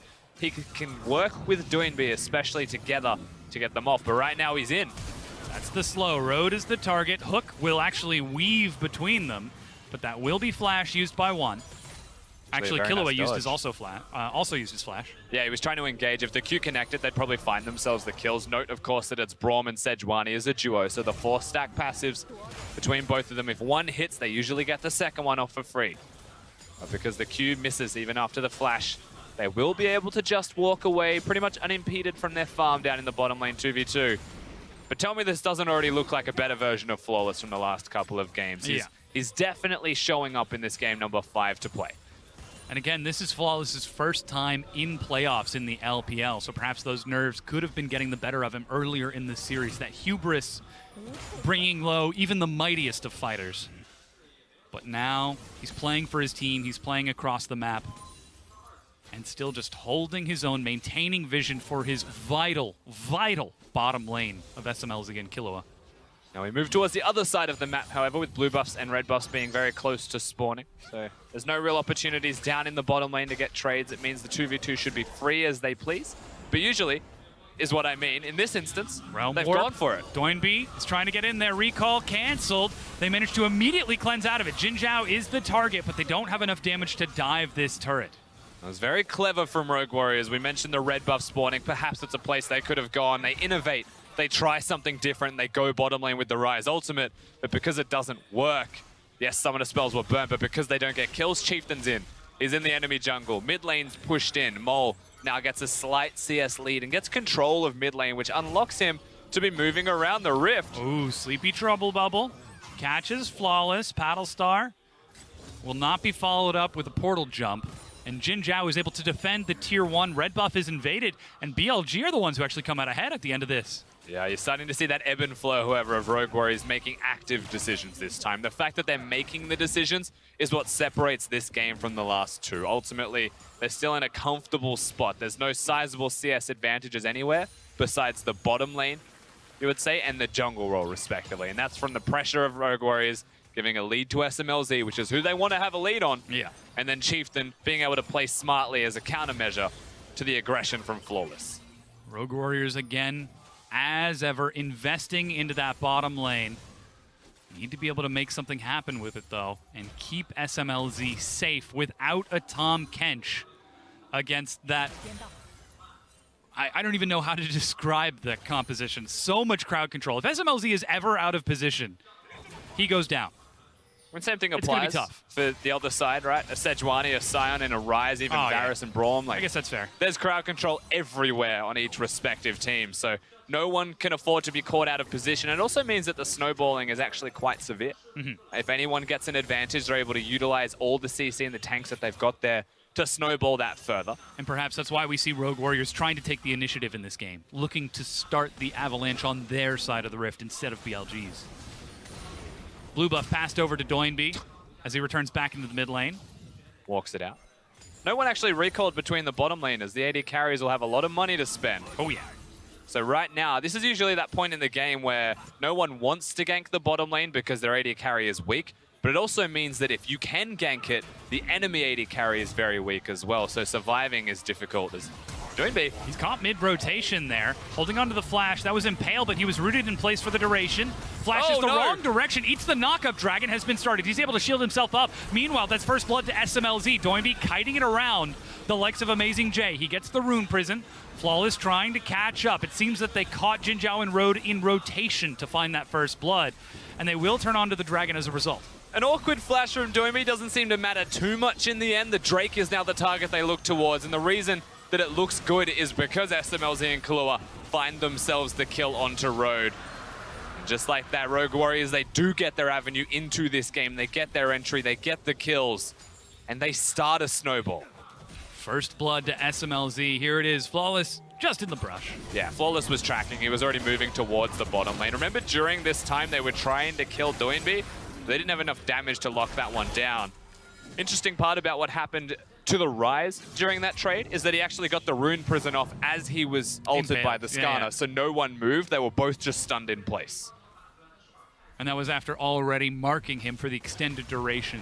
So good play from Doinb to keep himself alive. Look at that, Merc Treads, and now the catalyst for even more sustain and health. Yeah, once again, rushing Merc Treads in every single game so far of this series. His priority on surviving and never getting ganked is definitely noticed. And it shows. Chieftain and Mole, the new duo for BLG, have largely been operating around each other as a result of their, I guess, history playing together. Yeah, They've you got to certainly remember, found the synergy here. BLG have been actively counterplaying that he has the Merc Treads. Yes. Why would you go towards him when you can just go towards Flawless in the jungle? You have the 2v2 advantage because Doinb's Merc Treads don't clear waves quickly. So you're able to push, you're able to roam. But in this last game, I mean, Doinb's been free to move constantly. Rift Herald again taken very early by BLG, and though Doinb and Flawless will get the invade for the Raptor Camp and the Crystal Spire, we'll have to see if anything comes of this, because Realm Warp is back up for Doinb. If you were to try and head bottom, Flawless has got the Glacial Storm again. Guinsoo's finished off for SMLZ, but he's taken some hits here. Just constant from Flawless, just annoyingly around the bottom lane all of the time. It's a Thresh and a Caitlyn who, they can save the Caitlyn with the Lantern, but the turret isn't exactly safe then, regardless. They've got the Sejuani to dive, they've got the Braum to dive as well, and Varus, even being able to engage as the AD carry, makes things so difficult to navigate for BLG. Look at that, they push away from the turret. Ooh, Killua. You got to be careful there. That's Realm Warp. They're under the turret. 3 goes in. SMLZ is actually in there too. He's forced to flash away. He's taking shots from Jin Zhao as they turn onto Chieftain. Road again goes low, but they're able to walk it down. The turning ignite as 2 kills are picked up. Killua tanks 1, dashes away, and barely survives, but Mole is there to head them off. He's over the wall. Portal jump to go in. He's doing damage, but it's not enough. The auto from Jin Zhao gets 1. Doinb tries to follow it up with another. Flawless is tanking this time, and it's going to be 4 kills to Rogue Warriors. That was such a delicate fight to navigate. There's no way Rogue Warriors should have come out of that with most of their members alive. Look at the blinking health bars. The fact that they were able to do that, the execution from them. It was a delicate game that they just played. It was a difficult dance to play. Classic faith in the mechanics. 50-50 we can outplay, and they get it. Exactly. The fact that they did that. Just a typical Rogue Warriors day in the office for them. Kahlua, no minions, tanks the turret. SMLZ tanks the turret 2 times, and they're going on top of a Thresh box and Flay onto all of them. Jin Zhao's free hitting through all of this, but Doinb does enough damage. SMLZ's hitting most of the time as well. From this point, you're actually looking at Mole. He needs to make something happen here. He blast plants over and then just goes forwards trying to pick off SMLZ, but he doesn't. And it's so close to getting it, it forces Jin Zhao to step up, and then the tanks get their cooldowns reset, so they're able to go in once again. This whole series has been a game of inches and small advantages. This time it's Rogue Warriors who open up with the advantages themselves. Rift Herald being utilized in mid lane. SMLZ is bottom, trying to get that first break, but the wave crashes in. Doinb is able to clear out most of it. Oh, what have you done? Now he's trying to group up. Even Mouse is there. That's the full charge. And the Ornhorn. Killua's the target. It's not the turret they want, it's the kills. Mouse joins in, but still, they've lost 1. The turret is still standing. SMLZ is almost there. Mole forced to back away. Finally, the turret goes down, but SMLZ joins the fight. Trouble Bubble catches him after he gets 1 kill, so he can't follow up with another. Finally, AJ will go down. But Rogue Warriors, they trade 1 for 2, though BLG get the turret and the hook goes wide. they're in. Glacial Storm. If you try and step up, you're going to be punished, Mole. Ooh, boy, Mouse swings him down. Game over. Back to the fountain. Mouse is finally showing up in this set. That kill there sets them up to succeed so well. The counterplay is there from Rogue Warriors. They're finally here. And BLG are still pushing forwards. It's a goal lead stretching for Rogue Warriors, but BLG are playing as well. This is finally the first game where I can definitively say they're both here to play. And Rogue Warriors just the ones coming out. And it starts with, like, Doinby steps on a sleepy trouble bubble. Kalua sacrifices himself for the king in the middle lane. And there is no SMLZ here, so he arrives late. The turret's gone. It looks good for BLG. And another bubble hits SMLZ, but the kill was already there. Mouse is popping off in this fight too. Able to just net them the kills, the ultimate to get himself into the fight. Flawless. Of course, he has the ultimate. Everyone dodges the Thresh hook. Usually the hottest hands in the East is that Thresh. Cannot hit a target. Not and the this confidence. time. Mouse over the wall finds that final kill. Now it's 9 kills to 2, 3,000 gold advantage for Rogue Warriors, but 1 turret to 1. And, well, this might not be a game of chess. Both kings of the board are looking rather confident in this game. Doinby and SMLZ stepping up huge, the king and queen of Rogue Warriors, if you will. And it is amazing to note the differences with Rogue Warriors being ahead in this game compared to the last two being behind, and the difference in the mid and jungle scoreline. 0-2 respectively for Mole and Chieftain, but far more superior in this 5th game is Flawless and Doinby. And now Amazing J needs to be careful. Uses his flash, but will be chased down by Mouse. Doinby catches up. It's some good damage, but there's no way you're getting out of this one, Amazing J. Go forward something that can keep you alive a little bit longer in the base this time around. Amazing J's not having an amazing day in the bottom lane. Fortunately for him, now joins his brethren as a 0-2 scoreline. Rogue Warriors are able to continue to... Don't give me that look. I've been brewing on that one for 3 games. Yeah, but they were winning. I said in the bottom lane. Yeah. Well, this time he's not. Finally goes back to the Ornn in this game 5, but with a banner pushing onto that tier 2 Rogue Warriors, 10 kills to 2, and Baron is going to be up in 3 minutes. Redemption even being utilized. Tragically, that doesn't do anything about the cannon minion. They've just done well in their laning phase. There was a lot less pressure from BLG, and that's something that you expect to see from them when you want to match Rogue Warriors. They're an aggressive team that make risky choices, and you can often beat them through those choices by having smarter ones of your own, and that's unfortunately missing. Yeah, this time those risky choices are paying off. Doinby pushing in the mid lane. He's finished off his Seraph's Embrace, sitting on those 10 stacks of that Dark Seal. 2 items finished off for SMLZ, the Abyssal Mask and the Banner of Command for Mouse, to only the Abyssal Mask of Amazing J. It's just, when is it too much? When is it going to be broken apart? Road is going to cleanse him back away from the Glacial Storm. Chieftain was smartly here, so they had to disengage Rogue Warriors. They did not want to overreach their bounds if there was a 3rd member nearby. But Chieftain in the right place at the right time, able to ensure Road stays alive. Also the cleanse, of course, there for the Thresh. Unsealed Spellbook does wonders for him. But now the cavalry's arriving. Doinby through the river. Mouse being completely unseen through the top lane. And they cannot defend this turret. They spot Doinby out. They don't quite see Mouse just yet, but still BLG smell that something is up and they back away. The tier 1 is given up, and BLG are just hemorrhaging objectives. 2 turrets in the bottom lane, 1 turret in that top lane. It's all the mid lane tier 1 standing for BLG now. You have to look at the reasons why that turret's able to fall at all. From pretty much full health to killed in 1 rotation, in 1 wave of minions. It's because there is no control of the mid lane right now. Zoe has not been able to snowball.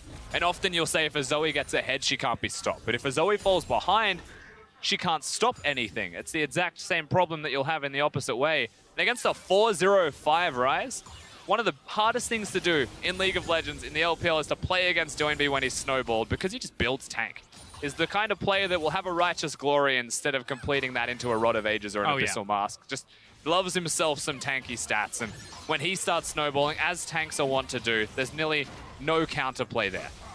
It's just the pure denial play. Ooh, bit of a small mistake there, just wastes some of BLG's time. It's a fight, though, as Road tries to step up for vision and pays for it with his life. His AD carry was there with him, but there was no chance. that he could have gotten out of there alive. And such is the road way of life, of course. Caught placing vision. They'll get the Drake at the exact same time. Unfortunately for them, it's a Cloud Drake, but fortunately for them, there's now 3 consecutively, so they are moving very quickly. Sonic around the Rift. You have to look at what's next for them, and with a Baron in 40 seconds, Rogue Warriors should be setting up their vision control around that area. That objective should be theirs to control, not necessarily take, but control.